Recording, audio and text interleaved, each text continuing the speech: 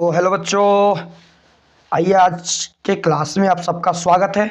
और आज के क्लास बड़ा ही यूनिक होने वाला है, बड़े ही मज़ेदार और बहुत ज़्यादा इम्पोर्टेंट, वेरी वेरी इम्पोर्टेंट, समझिए अति महत्वपूर्ण क्लास। ठीक है ना।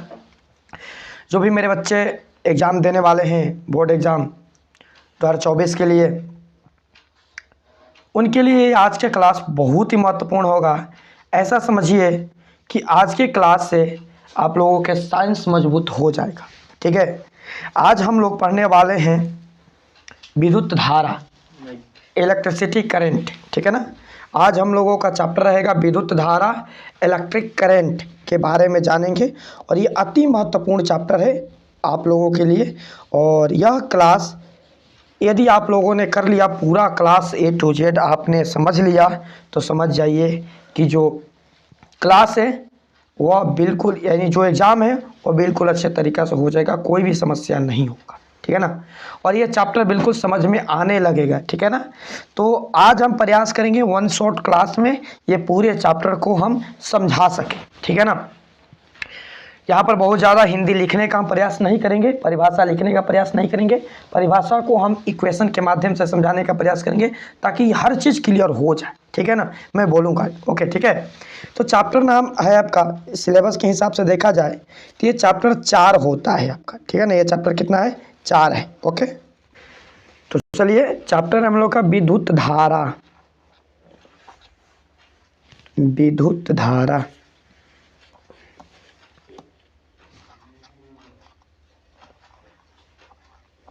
विद्युत धारा, इलेक्ट्रिक करंट।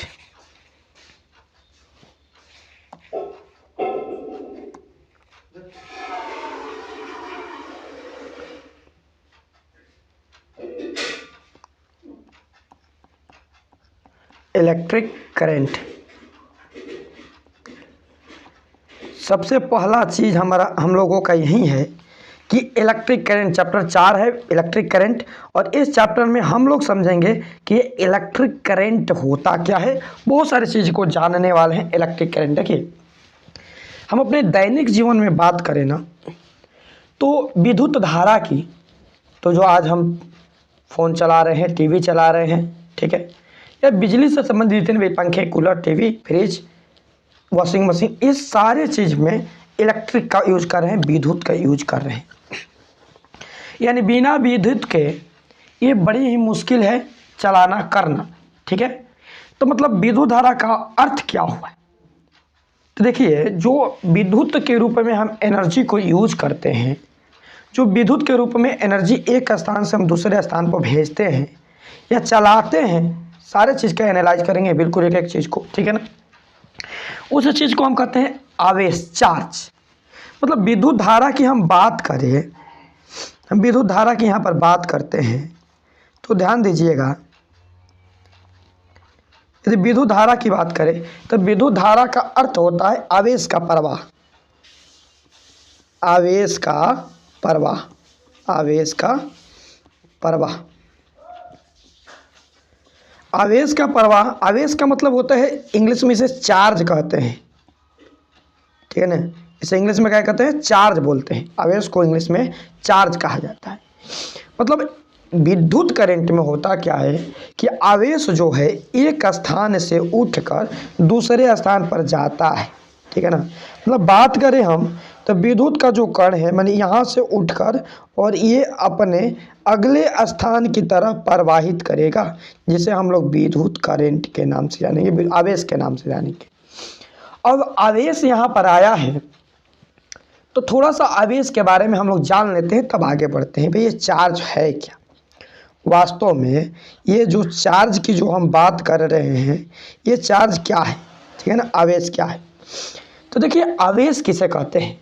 तो ये आवेश ये हमेशा संरक्षित रहता है। आवेश का मतलब ये नहीं कि जो इलेक्ट्रिक में उत्पन्न हो उसी को आवेश कहेंगे। आवेश का अर्थ ये कहीं भी उत्पन्न हो सकता है। हम अपने हथेलियों को घर्षण करेंगे, वहाँ पर भी उत्पन्न होगा। हम अपने बाल को रगड़ेंगे, वहाँ पर भी उत्पन्न होगा। आप लोग पिछले क्लास में पढ़े थे कि अब कलम को लेकर हम अपने बाल में इस तरह रगड़ देते थे तो अब पेन आवेशित हो जाता था। उसे पेज उसको चिपकाते थे। बैलून को आप लोगों ने मेरे पिछले वीडियो को देखे होंगे तो पता होगा कि बैलून को बाल में रगड़ने से वो आवेशित हो जाते हैं, ठीक है ना। यानी चार्ज जो होता है कभी ख़त्म नहीं होता है, ठीक है ना। मान लीजिए अब इलेक्ट्रिक में चार्ज की बात करें हम, तो मान लीजिए बैटरी है, उस बैटरी में भी आवेश होगा, लेकिन वे आवेश कभी ख़त्म नहीं होगा कि आवेश कभी ख़त्म हो जाए। वे आवेश जो होता है ना, बस एक रूप से दूसरे रूप में ट्रांसफर हो जाते हैं। यानी कहें हम तो आवेश जो है हमेशा कंसर्वेट रहते हैं, यानी संरक्षित रहते हैं, ठीक है ना। आवेश हमेशा कंसर्वेट रहते हैं, सुरक्षित रहते हैं, संरक्षित, और ये बस एक रूप से दूसरे रूप में ट्रांसफर होते हैं, और न तो इन्हें उत्पन्न किया जा सकता है और न ही इसे नष्ट किया जा सकता है। मतलब हम चार्ज की बात करें तो चार्ज को न तो उत्पन्न किया जा सकता है, उत्पन्न किया जा सकता है, किया जा सकता है, और न ही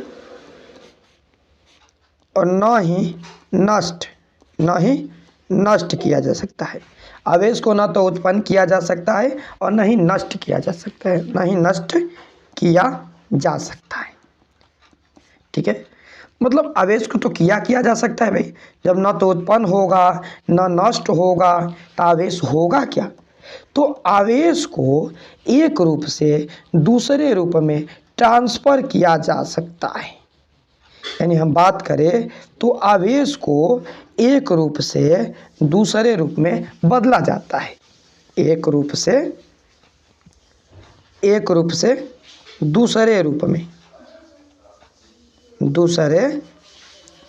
में बदला जा सकता है, ठीक है ना, बदला जा सकता है, ठीक है ना। जो एक रूप से दूसरे, प्लस आवेश है तो उसे यूज करके उसका माइनस चार्ज बना सकते हैं, ठीक है ना। बस समझ में आ गया। अब चार्ज की बात हो ही रही है तो हम बात करते हैं चार्ज।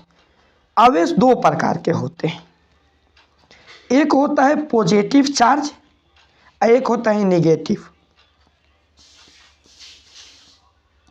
पॉजिटिव चार्ज और एक होता है नेगेटिव, एक होता है नेगेटिव। पॉजिटिव किसको कहते हैं, जो धनात्मक हो, धनात्मक यानी कि प्लस वाले को पॉजिटिव कहा जाता है, और नेगेटिव मतलब नकारात्मक। तो ये जो माइनस वाला चार्ज होता है ना, वह नकारात्मक, जो माइनस वाला चार्ज होता है वह नकारात्मक होता है, नेगेटिव चार्ज होता है, ठीक है ना, पॉजिटिव और नेगेटिव। तो आवेश आप लोगों ने समझ लिया, मैं आशा करता हूँ कि आवेश आप लोग समझ गए, ठीक है ना। अब आइए हम बात करते हैं, देखिए कि जो पदार्थ के परमाणु होते हैं ना, पदार्थ के परमाणु की जो रचना होती है 3 मौलिक कणों से होती है। थोड़ा सा यहाँ पर समझ लेते हैं, उसके बाद आगे बढ़ेंगे, ठीक है ना। कि पदार्थ के कणों की जो मौलिक रचना होती है वह मौलिक रचना 3 कणों से मिलकर होती है, ठीक है ना। पदार्थ के कणों की मौलिक रचना, पदार्थ के कणों की मौलिक रचना,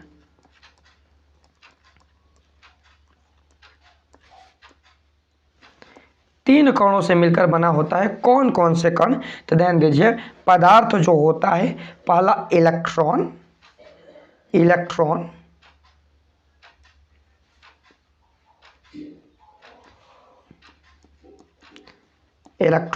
ठीक है ना।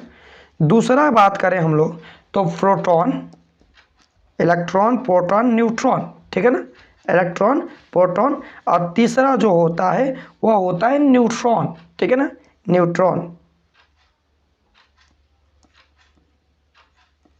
इलेक्ट्रॉन, प्रोटॉन और न्यूट्रॉन, ठीक है ना।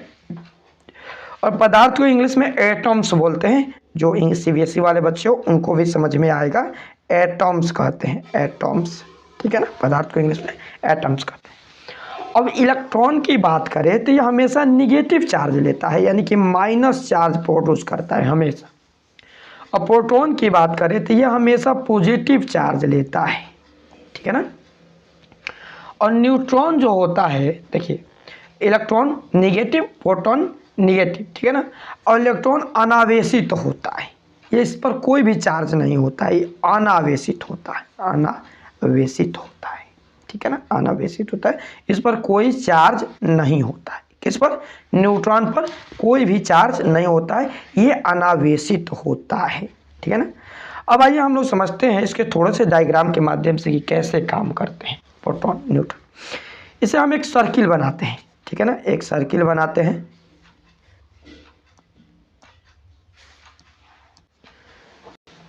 तो एक सर्किल के माध्यम से समझते हैं। देखिए जो न्यूट्रॉन होता है ना, यह हमेशा नाभिक में रहता है, ठीक है ना।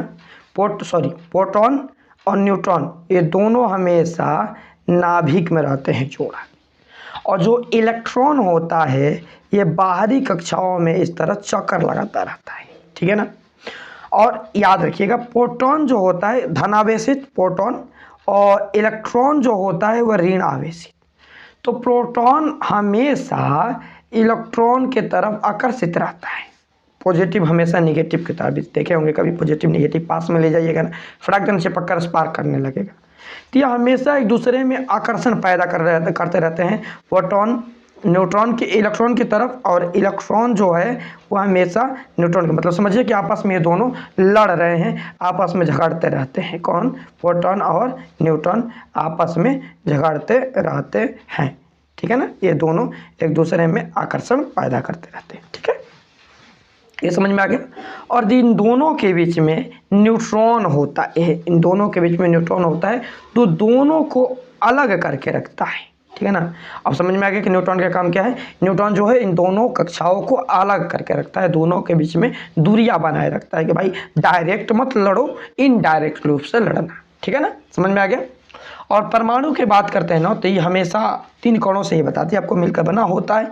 और परमाणु विद्युत के उदासीन होता है, विद्युतीय उदासीन होता है। परमाणु में इलेक्ट्रॉन तथा प्रोटॉनों की संख्या बराबर रहती है हमेशा। देखिए परमाणु में बात करें, कुछ यहाँ पर टॉपिक्स बना देते हैं कि परमाणु में, एटम में प्रोटॉन और न्यूट्रॉन, इलेक्ट्रॉन, प्रोटॉन और इलेक्ट्रॉन, ठीक है ना, एन लिखा जाता है। प्रोटॉन और इलेक्ट्रॉन की संख्या हमेशा बराबर होती है, जितना प्रोटॉन रहेगा उतना ही न्यूट्रॉन रहेगा, ठीक है ना, बराबर होती है। इस बार हम कह सकते हैं कि परमाणु जो है विद्युता उदासीन होता है, विद्युता उदासीन होता है, यानी विद्युत का उदासीन होता है, परमाणु विद्युत का उदासीन होता है, राइट, समझ में आ गया। इतना चीज तो आप लोग समझ लीजिए, ठीक है ना। अब आगे हम लोग बात करते हैं चालक, कुछ और नए टॉपिक्स की चर्चा करते हैं, कुछ नए टॉपिक्स की। चालक और विद्युत रोधी, चालक और विद्युत रोधी, चालक तथा विद्युत रोधी, विद्युत रोधी, चालक तथा विद्युत रोधी की बात करते हैं, चालक तथा विद्युत रोधी, ठीक है। अब ये चालक तथा विद्युत रोधी होता क्या है, थोड़ा सा इसके बारे में चर्चा कर लेते हैं, ठीक है। तो देखिए चालक और विद्युत रोधी की बात करें हम लोग ना, चालक और विद्युत रोधी की बात करें तो चालक वह होता है ऐसे पदार्थ जिससे होकर विद्युत आवेश एक भाग से दूसरे भाग जाए।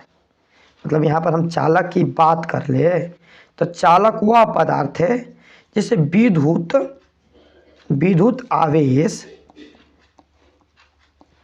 एक भाग से दूसरे भाग में जाए, यानी विद्युत आवेश का प्रवाह चालक हुआ है जिससे विद्युत आवेश का प्रवाह, ठीक है ना। चालक को इंग्लिश में हम बोलते हैं कंडक्टर, चालक को इंग्लिश में क्या बोलते हैं हम, कंडक्टर बोलते हैं, ठीक है ना। वह कंडक्टर होता है, कंडक्टर, ठीक है ना, चालक को कंडक्टर। कंडक्टर का अर्थ हुआ ना कि जो विद्युत को मतलब एक स्थान से दूसरे स्थान तक आसानी से उठाकर भेजते, वो कंडक्टर होता है, ठीक है ना।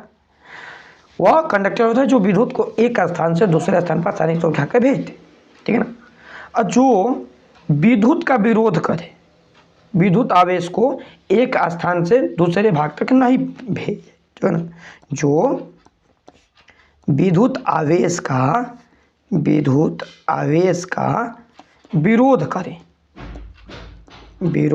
करे, जो विद्युत आवेश का विरोध करे वह होता है विद्युत रोधी,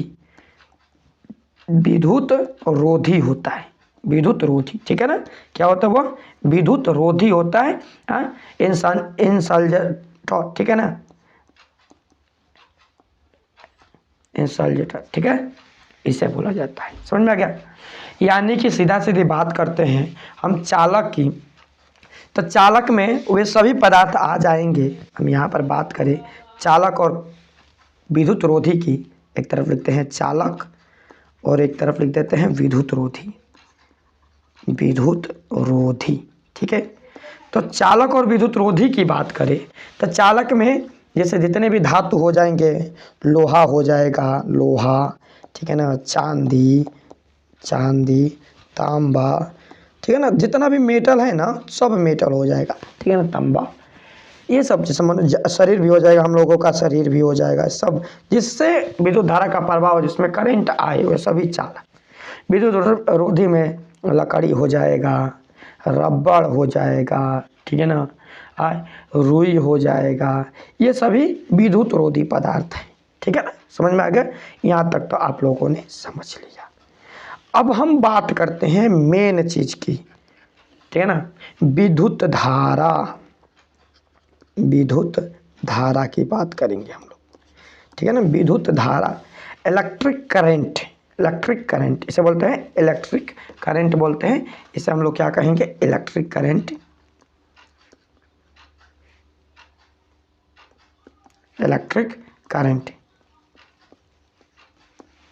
इसे इलेक्ट्रिक करंट बोलते हैं, ठीक है ना।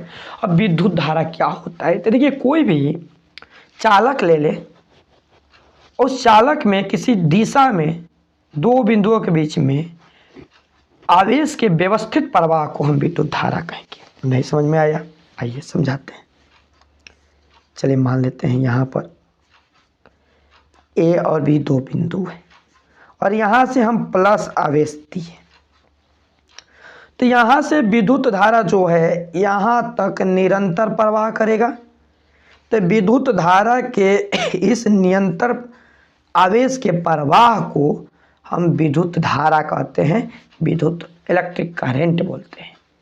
जब विद्युत धारा यहाँ से यहाँ तक जाएगा तो उस व्यवस्था को हम विद्युत धारा कहते हैं, ठीक है ना। कॉपी कलम ले लीजिएगा, आप लोग लिखते चलिएगा। तो हम कह सकते हैं कि विद्युत धारा क्या है, तो विद्युत धारा के नहीं दो बिंदुओं के बीच आवेश के सतत प्रवाह है। यानी इसका परिभाषा हम लिख सकते हैं कि आवेश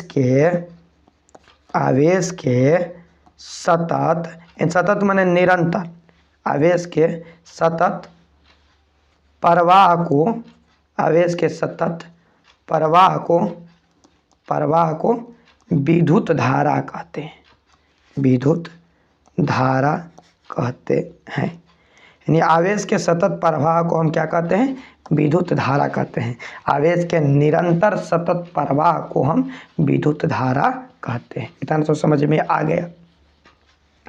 अब आवेश के रूप में दो चीज प्रवाहित हो सकता है, धन आवेश भी और ऋण आवेश भी प्रवाहित हो सकता है। धन आवेश की बात करें ना तो जैसे कि प्लस पॉइंट और ऋण आवेश में माइनस पॉइंट, ये तो चीज पता ही है आपको, ठीक है ना। अब बात करते हैं विद्युत विभव, ठीक है ना। विद्युत विभव क्या है, ठीक है ना, एक टॉपिक है हमारा विद्युत विभव। विद्युत, थोड़ा सा इसे छोटा करना पड़ेगा।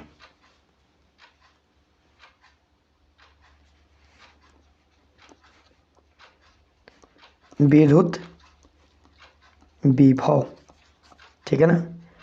अब हम लोग बात करते हैं विद्युत विभव की, ठीक है। अब विद्युत विभव क्या है, ठीक है ना, विद्युत पे ध्यान दीजिएगा। यदि किसी बिंदु पर विद्युत विभव क्या है, काम करने का मात्रक है, काम कर रहा है, ठीक है ना। तो विद्युत विभव मान लीजिए कोई भी बिंदु ले लीजिए, ठीक है ना। तो किसी बिंदु पर विद्युत विभव कार्य का परिणाम है, मतलब यहाँ पर कितना काम हो रहा है W, उसका परिणाम है विद्युत विभव, ठीक है ना। जो प्रति एकांक आवेश को अनंत से उस बिंदु में लिए जाने में किया जाता है, कि यहाँ से इस बिंदु तक लिए जाने में जितना आवेश का उपयोग काम होगा वो विद्युत विभव होगा। यानी कि हम कहे तो विद्युत विभव बराबर W/Q, ठीक है ना। विद्युत विभव बराबर W/Q, यानी इसी को हम कह सकते हैं कि W बराबर Q इंटू V, W बराबर Q इंटू V, ठीक है ना। विद्युत विभव W बराबर होता है Q इंटू V। मतलब क्या कि प्रति एकांक आवेश को एक मतलब अनंत से, प्रति एकांक आवेश को अनंत से इस बिंदु तक लाने में किया गया कार्य आपका विभवांतर यानी विद्युत विभव होता है, ठीक है ना, भी होता है, ठीक है। और इसी का यहाँ पर समीकरण हम दे सकते हैं कि यानी कार्य बराबर आवेश गुणे विभवांतर। अब कहेगा विद्युत विभव कितना काम किया, तो भाई उसका आवेश कितना है, उसमें विभवांतर कितना है, ठीक है ना। इतना समझ में आ गया, इतना काफ़ी है यहाँ के लिए, अभी एग्जाम के लिए, ठीक है ना। अब यहाँ पर हम बात करें तो विद्युत विभव का SI मात्रक भी होता है। विद्युत विभव का SI मात्रक, ठीक है। तो SI मात्रक की बात करें तो इसका SI मात्रक होता है वोल्ट। इसका SI मात्रक क्या होगा, वोल्ट होगा, ठीक है ना। वोल्ट कहने का मतलब ना कि जूल प्रति कूलम, जूल का J 80 का कूलम होता है, जूल प्रति कूलम। मतलब हम कह सकते हैं कि 1 वोल्ट बराबर 1 जूल बटा में 1 कूलम होगा। 1 वोल्ट बराबर 1 जूल बटा में 1 कूलम होगा, ठीक है ना। मतलब यहाँ पर जो हम बात करें भी क्या है, तो भी विभवांतर है या विद्युत विभव कहेंगे हम लोग, यहाँ पर ये भी विभवांतर हो जाएगा, ठीक है। और W क्या है, तो W है आपका कार्य, W क्या है, कार्य है। और Q क्या है, तो Q है आपका आवेश। Q क्या है, आवेश। आज वन शॉट क्लास में सारी चीज़ कंप्लीट करेंगे। Q क्या है, Q आवेश है, ठीक है ना। यहाँ पर एक चीज़ हमने जाना कि विद्युत विभव का SI मात्रक जो होता है वह वोल्ट होता है। विद्युत विभव का SI मात्रक क्या होता है, वोल्ट होता है। ये चीज़ आप लोगों ने जाना यहाँ पर, ठीक है ना। अब हम बात करेंगे विभवांतर की, ठीक है ना। अब हम बात करते हैं विभवांतर, विभवांतर, ठीक है ना। अब हम बात करेंगे विभवांतर की, ठीक है ना। देखिए विभवांतर क्या है, तो एक बात ध्यान रखिएगा। मान लीजिए कि यहाँ से यहाँ तक की हम बात किए, तो यहाँ से यहाँ तक, यहाँ पर कोई बिंदु A रखते हैं, ठीक है ना। तो यहाँ से और यहाँ तक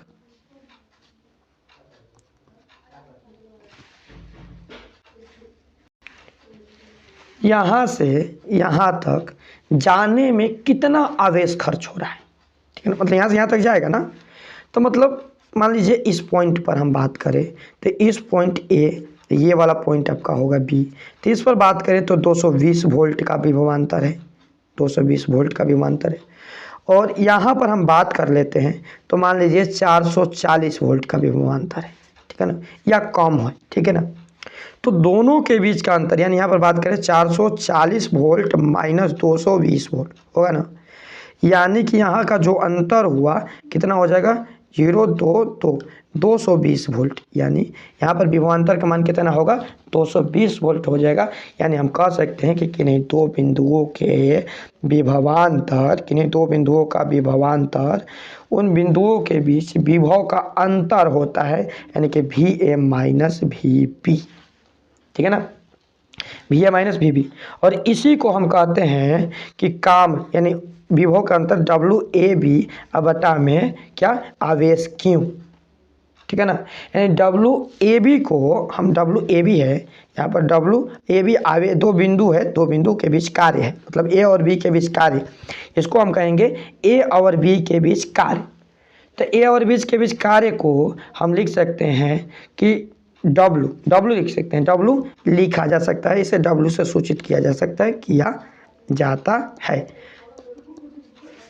मतलब W का मतलब यह हुआ ना कि आवेश, W का मतलब क्या हुआ, आवेश, कितना आवेश यहाँ पर खर्च हो रहा है, ठीक है ना। W का मतलब है आवेश, सॉरी वर्क, W का मतलब क्या है, वर्क, कार्य। W का मतलब क्या है, तो W का मतलब है कार्य, वर्क है, ठीक है ना, कितना वर्क यहाँ पर खर्च कर रहा है, ठीक है ना। मतलब यहाँ पर यह हो गया कि W एक निश्चित विभवांतर में एक निश्चित आवेश में किया गया कार्य, यानी कि W बराबर Q इंटू वी, ठीक है ना। W बराबर क्या हो जाएगा, Q इंटू वी, यानी वर्क बराबर आवेश गुणे विभवांतर। वर्क बराबर क्या हो जाएगा, आवेश गुणे विभवांतर। अब इस चीज़ को यहाँ पर थोड़ा सा और डिटेल्स में चलते हैं कि यह क्या होगा, ठीक है ना, विभवांतर क्या होगा। तो मान लीजिए एक पॉइंट है, ठीक है ना, एक पॉइंट है, एक बिंदु है ए, एक पॉइंट है ए और एक पॉइंट है बी, ठीक है। तो हम कब कहेंगे, एक क्वेश्चन यहाँ पर बनता है कि हम कब कहेंगे कि विभवांतर ए और बी के बीच, ध्यान दीजिएगा, हम कब कहेंगे, कब कह सकते हैं, हम कब कह सकते हैं कि ए और बी के बीच, ए और बी के बीच जो विभवांतर है इसका, ए और बी के बीच विभवांतर 1 वोल्ट होगा। यानी ये तो हमारा क्वेश्चन बना ना कि हम कब कहेंगे कि ए और बी के बीच जो विभवांतर है वह 1 वोल्ट है। ए और बी के बीच विभवांतर का मान 1 वोल्ट है। तो ध्यान दीजिएगा, इस क्वेश्चन का हम आंसर दे रहे हैं कि भाई कब कहेंगे कि ए और बी के बीच विभवांतर 1 वोल्ट होगा। तो जब बिंदु ए से 1 कूलम का धनावेश, 1 कूलम का पॉजिटिव आवेश बिंदु बी तक जाने में, बिंदु बी तक जाने में 1 जूल का कार्य करे। 1 कूलम का धन आवेश बिंदु बी तक जाने में 1 जूल का कार्य करे, ठीक है ना। यानी 1 कूलम का धन आवेश बिंदु बी तक जाने में जब 1 जूल का कार्य करे, तब हम कह सकते हैं कि इनका बीच का विभवांतर जो है 1 वोल्ट होगा, ठीक है ना। मतलब बिंदु, किसी बिंदु ए से किसी बिंदु बी तक जाने में, ए से बी तक जाने में, बी तक जाने में, ठीक है ना, जाने में यदि 1 कूलम पॉजिटिव आवेश, पॉजिटिव चार्ज, ठीक है, और 1 कूलम पॉजिटिव चार्ज में 1 जूल कार्य करना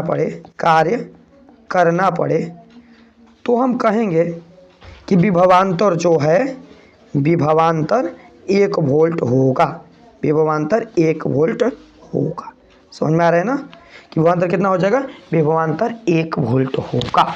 यानी एक बिंदु से दूसरे बिंदु पर जाने में 1 कूलम का चार्ज, धनावेशित आवेश, धनावेश, और 1 जूल का कार्य लगे, 1 जूल का वर्क कार्य लगे, तो उस अवस्था में हम कहेंगे कि उन दोनों के बीच का विभवांतर 1 वोल्ट होगा। समझ में आया ना। अब ध्यान दीजिएगा, आवेश, चार्ज के बारे में तभी आपको हम समझाए थे कि चार्ज क्या है, आवेश क्या है। तो देखिए, जो आवेश होता है ना, आवेश यानी चार्ज जो होता है, ये हमेशा याद रखिएगा प्लस से माइनस की तरफ जाएगा, प्लस से माइनस की तरफ जाएगा, प्लस से माइनस की तरफ जाएगा, याद रखिएगा, ठीक है ना। आवेश हमेशा पॉजिटिव से निगेटिव की तरफ जाएगा। यानी बात करते हैं, देखे होंगे कि आप लोगों ने कि पोल पर से, यानी एक पोल है यहाँ पर, बिजली का खंभा, ठीक है ना, एक बिजली का खंभा ले लेते हैं हम लोग, और बिजली के खंभा से जो आवेश होता है, बिजली के खंभा से लाइट हमारे घर में आ जाती है, आसानी से आ जाती है, क्योंकि हमारे घर में उसका माइनस पॉइंट यूज कर रहे हैं, हमारा माइनस है, हमारे घर में क्या है, माइनस है, और बिजली के खंभा पर प्लस चार्ज अतिरिक्त ज़्यादा, मतलब धनावेश है, तो आवेश प्लस से माइनस की तरफ प्रवाहित होगी, आसानी से हमारे घर में आ जाती है। ऐसा समझ जाइए कि हमेशा अधिक वाला कम वाला की तरफ, कम की तरफ, माइनस की तरफ जाएगा, ठीक है ना, माइनस की तरफ जाएगा, ठीक है ना, माइनस की तरफ जाएगा।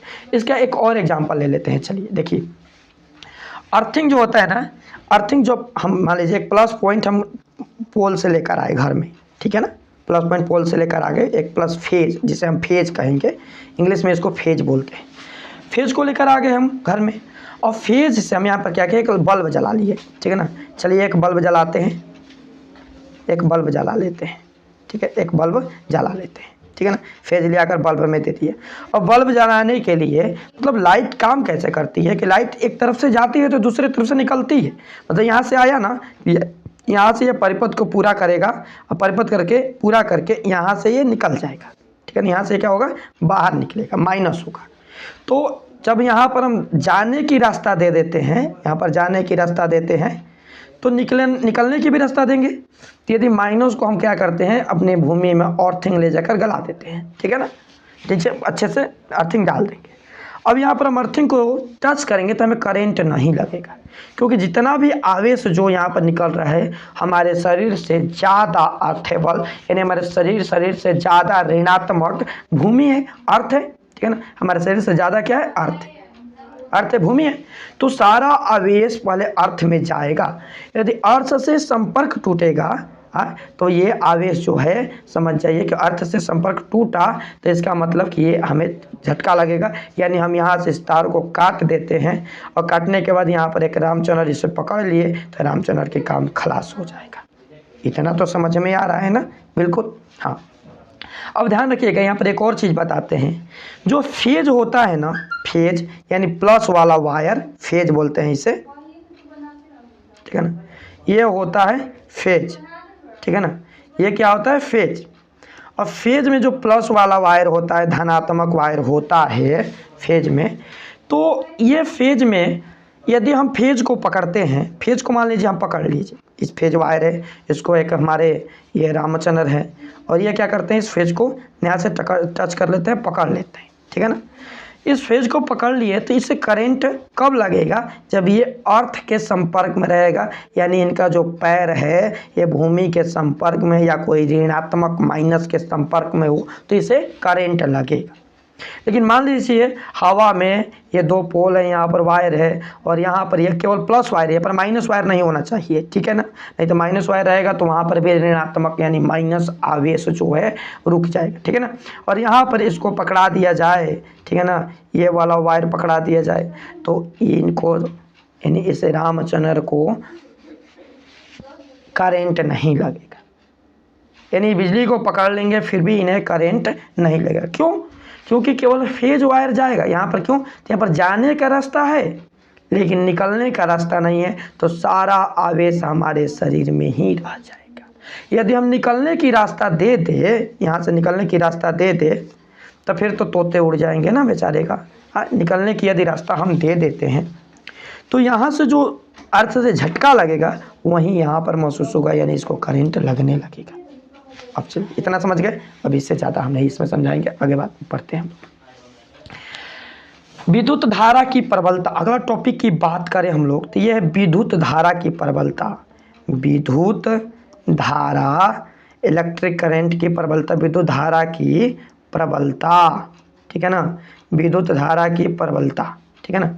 बात करते हैं विद्युत धारा की प्रबलता की, बात करते हैं कि भाई विद्युत धारा की प्रबलता क्या है, ठीक है ना।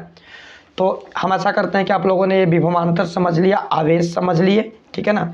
उसके बाद ये थोड़ा सा सेल या बैटरी है उसे भी हम समझा देंगे, ठीक है ना।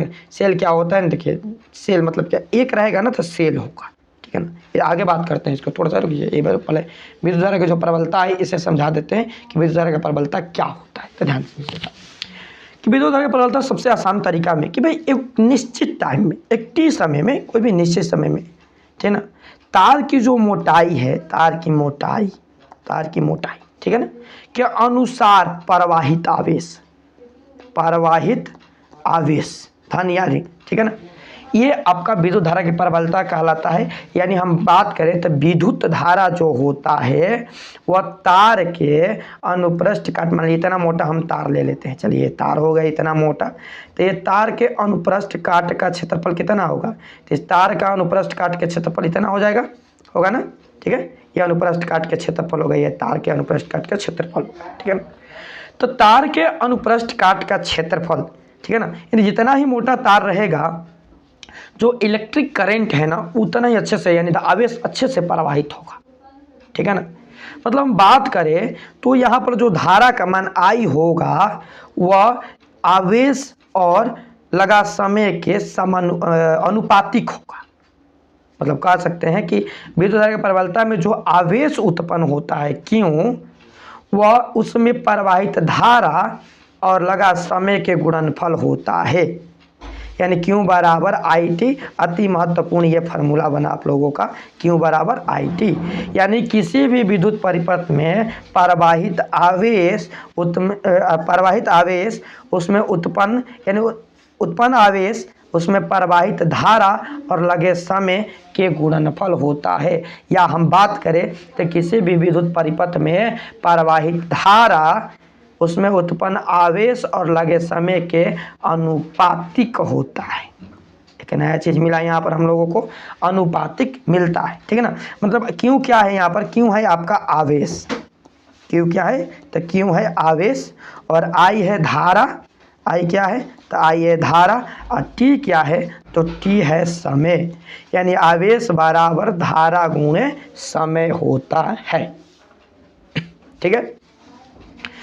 अब विद्युत धारा तो हमने आपको बता दिया है। अब यहीं पर धारा की बात करें तो जो विद्युत धारा होता है ना, तो विद्युत धारा की एसआई मात्रक की बात करें, एसआई मात्रक, तो विद्युत धारा के एसआई मात्रक होता है ओ एमीटर, ठीक है ना। विद्युत धारा के एसआई मात्रक क्या होता है, एमीटर होता है, ठीक है ना।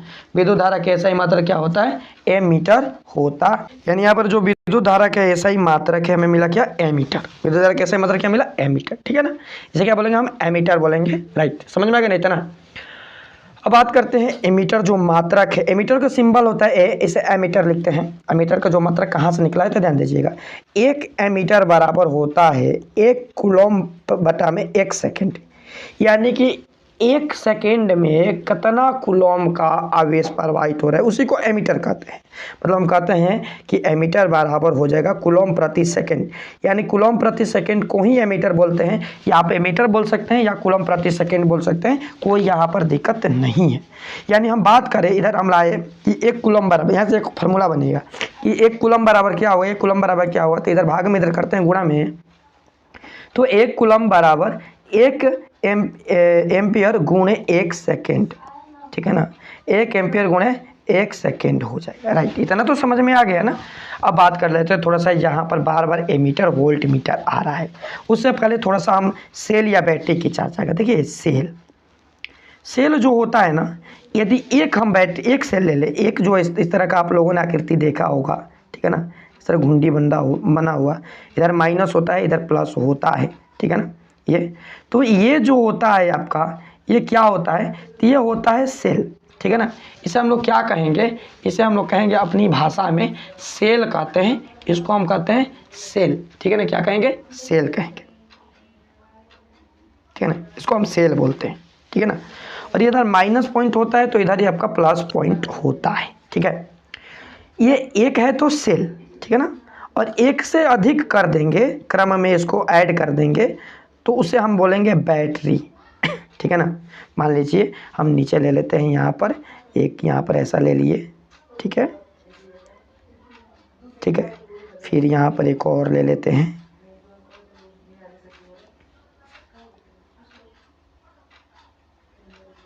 ठीक है। फिर यहाँ पर एक और ले लेते हैं, ठीक है। तो इस व्यवस्था को हम क्या कहेंगे, ठीक है ना, इस व्यवस्था को हम कहेंगे सेल, ठीक है ना। इस व्यवस्था को क्या कहेंगे हम लोग, ये चार्ज का सिंबल होता है कि चार्ज है, ठीक है ना। इस व्यवस्था को हम बैटरी कहेंगे, इसको कहते हैं सेल, इसको क्या कहते हैं, सेल कहते हैं, ठीक है ना। और इसको कहते हैं बैटरी। अब थोड़ा सा यहाँ पर आपको समझने की आवश्यकता है, इधर ये माइनस होगा, इधर ये प्लस होगा। देखिए ये सेलों का यानी सेलों का ये श्रेणी क्रम है, ये सेल का श्रेणी क्रम है। श्रेणी क्रम का मतलब क्या होता है, ये नाम आएगा अभी आगे समझाएंगे आपको। श्रेणी क्रम में एक माइनस और इसका ये प्लस, फिर इसका माइनस, फिर इसका ये प्लस, फिर इसका ये माइनस, ठीक है। तो ये जब आपस में कनेक्ट होगा इस क्रम में तो इसको हम बोलेंगे श्रेणी क्रम। क्या बोलेंगे, श्रेणी क्रम। तो ये मिलकर बैठे हुए, आप लोगों ने देखा होगा कि एक प्रकार का ऐसे टर्च देखा होगा, टर्च आप लोगों ने इस तरह का होता है ना। अब पहले का जो टर्च होता था कुछ इस प्रकार का, ठीक है। तो इस प्रकार के टर्च में आप लोगों ने देखा होगा, ठीक है, इस प्रकार में के टर्च में आप लोगों ने देखा होगा।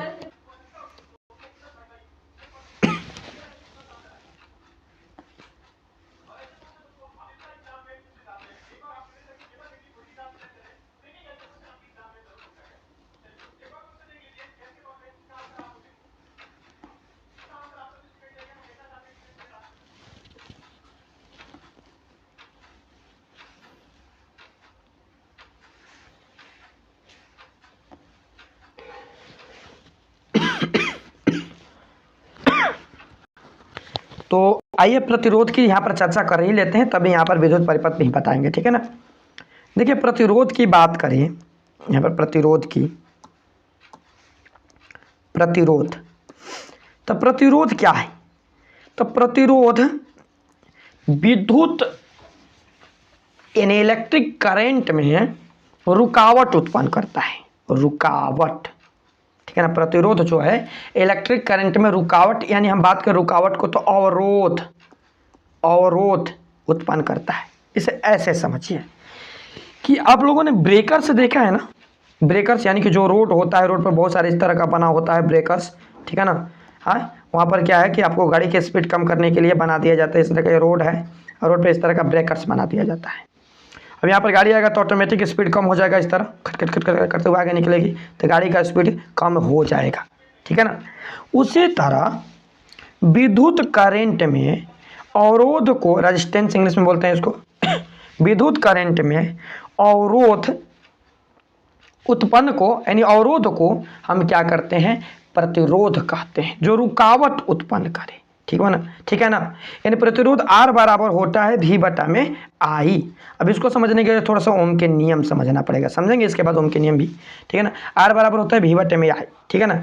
यानी यार प्रतिरोध बराबर विभवांतर बटा में विद्युत धारा, ठीक है ना। यानी कितना विभवांतर है और कितना धारा है, विभवांतर और धारा के अनुपात को हम रेजिस्टेंस कहते हैं, प्रतिरोध कहते हैं। विभवांतर और धारा के अनुपात को हम प्रतिरोध कहते हैं। यहाँ तक तो समझ में आ गया ना।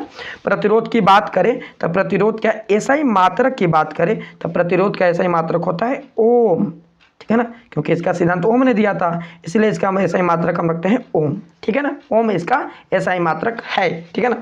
लेकिन ये ओम होता है जो ओम बराबर 1 ओम बराबर 1 वोल्ट बटा में 1 एम्पियर, यानी हम कहेंगे कि जो ओम है ये विभवांतर बटा एम्पियर के अनुपात होता है, यानी प्रतिरोध का एसआई मात्रक विभवांतर प्रति ओम हो जाएगा, सॉरी विभवांतर प्रति एम्पियर या ओम, दोनों इसका एसआई मात्रक सही है। यानी कोई आपसे कहे कि प्रतिरोध का एसआई मात्रक विभवांतर प्रति ओम होगा तो भी सही है, और प्रतिरोध का एसआई मात्रक ओम होगा वो भी सही है, ठीक है ना। विभवांतर प्रति ए, ठीक है ना, एरिया है, क्षेत्रफल है, अनुप्रस्थ काट के क्षेत्रफल, ठीक है ना। चलिए यहाँ तक तो समझ में आ गया प्रतिरोध, ठीक है ना। प्रतिरोध में आगे हम बात करेंगे और थोड़ा सा अब आते हैं परिपथ को समझ लेते हैं, समझ में आने लगेगा। देखिए परिपथ, एक यहाँ पर हम ले लिए प्रतिरोध, ले लिए ना। प्रतिरोध का मान कुछ भी हो, आर प्रतिरोध है, मान लीजिए आर प्रतिरोध हम यहाँ पर ले लिए हैं, ठीक है ना। अब इसमें क्या करते हैं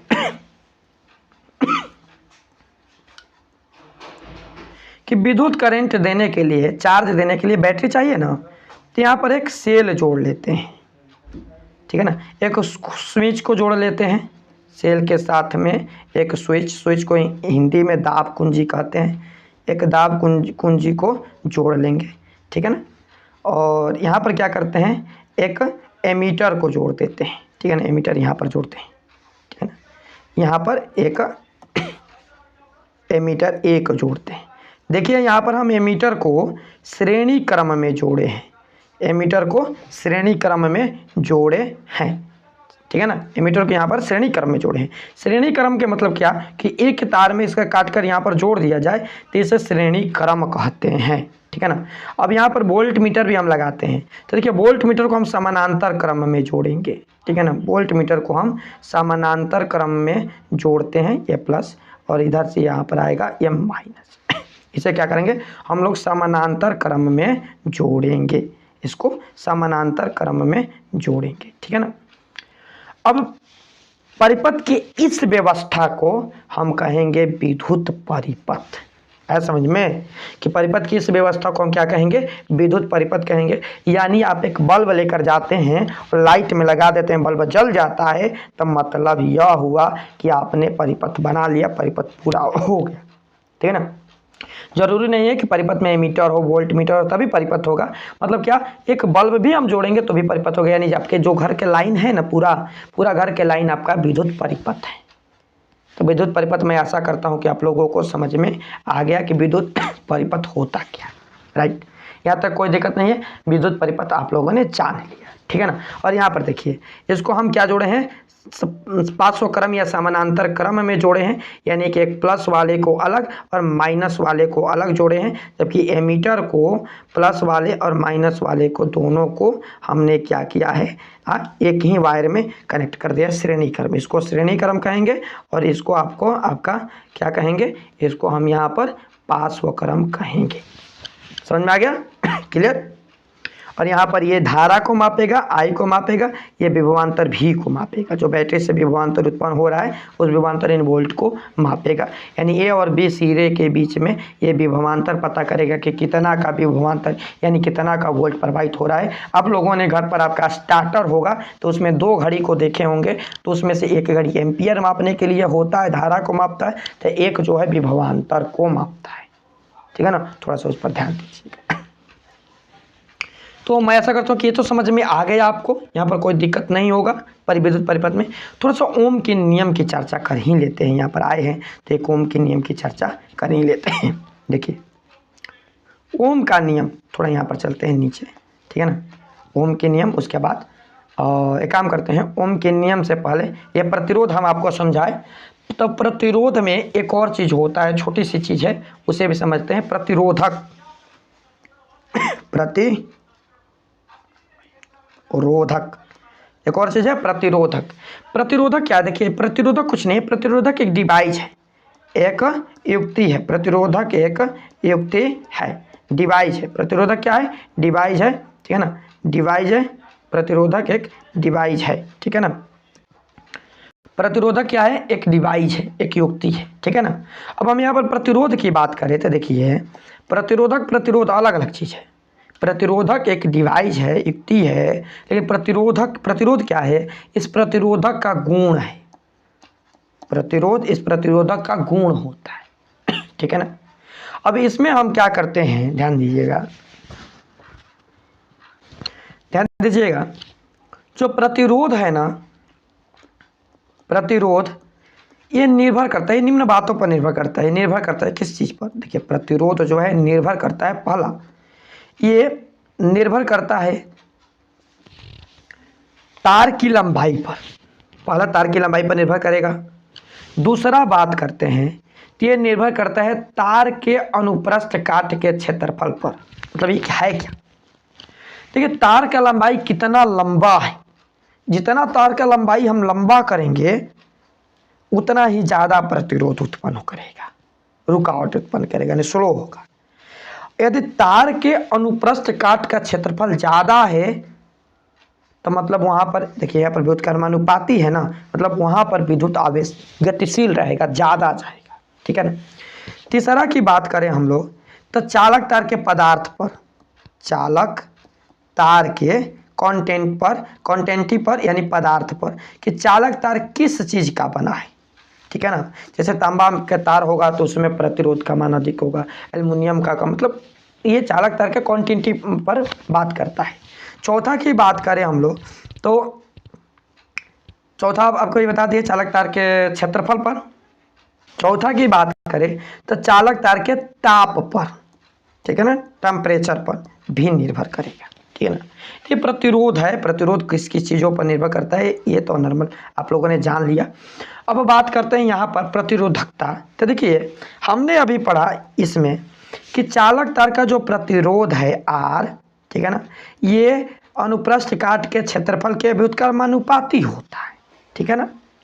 तो यहाँ पर मतलब क्या, जितना मोटा आपका तार रहेगा जब उसमें प्रतिरोध का मान उतना ही कम होगा। यहाँ पर हमने ये समझा, यानी यहाँ पर यदि हम इस व्युत्क्रमानुपाती को हटाएंगे तो एक नियतांक आएगा, मतलब यहाँ पर एक नियतांक आपका रो आएगा 1/i, ठीक है ना।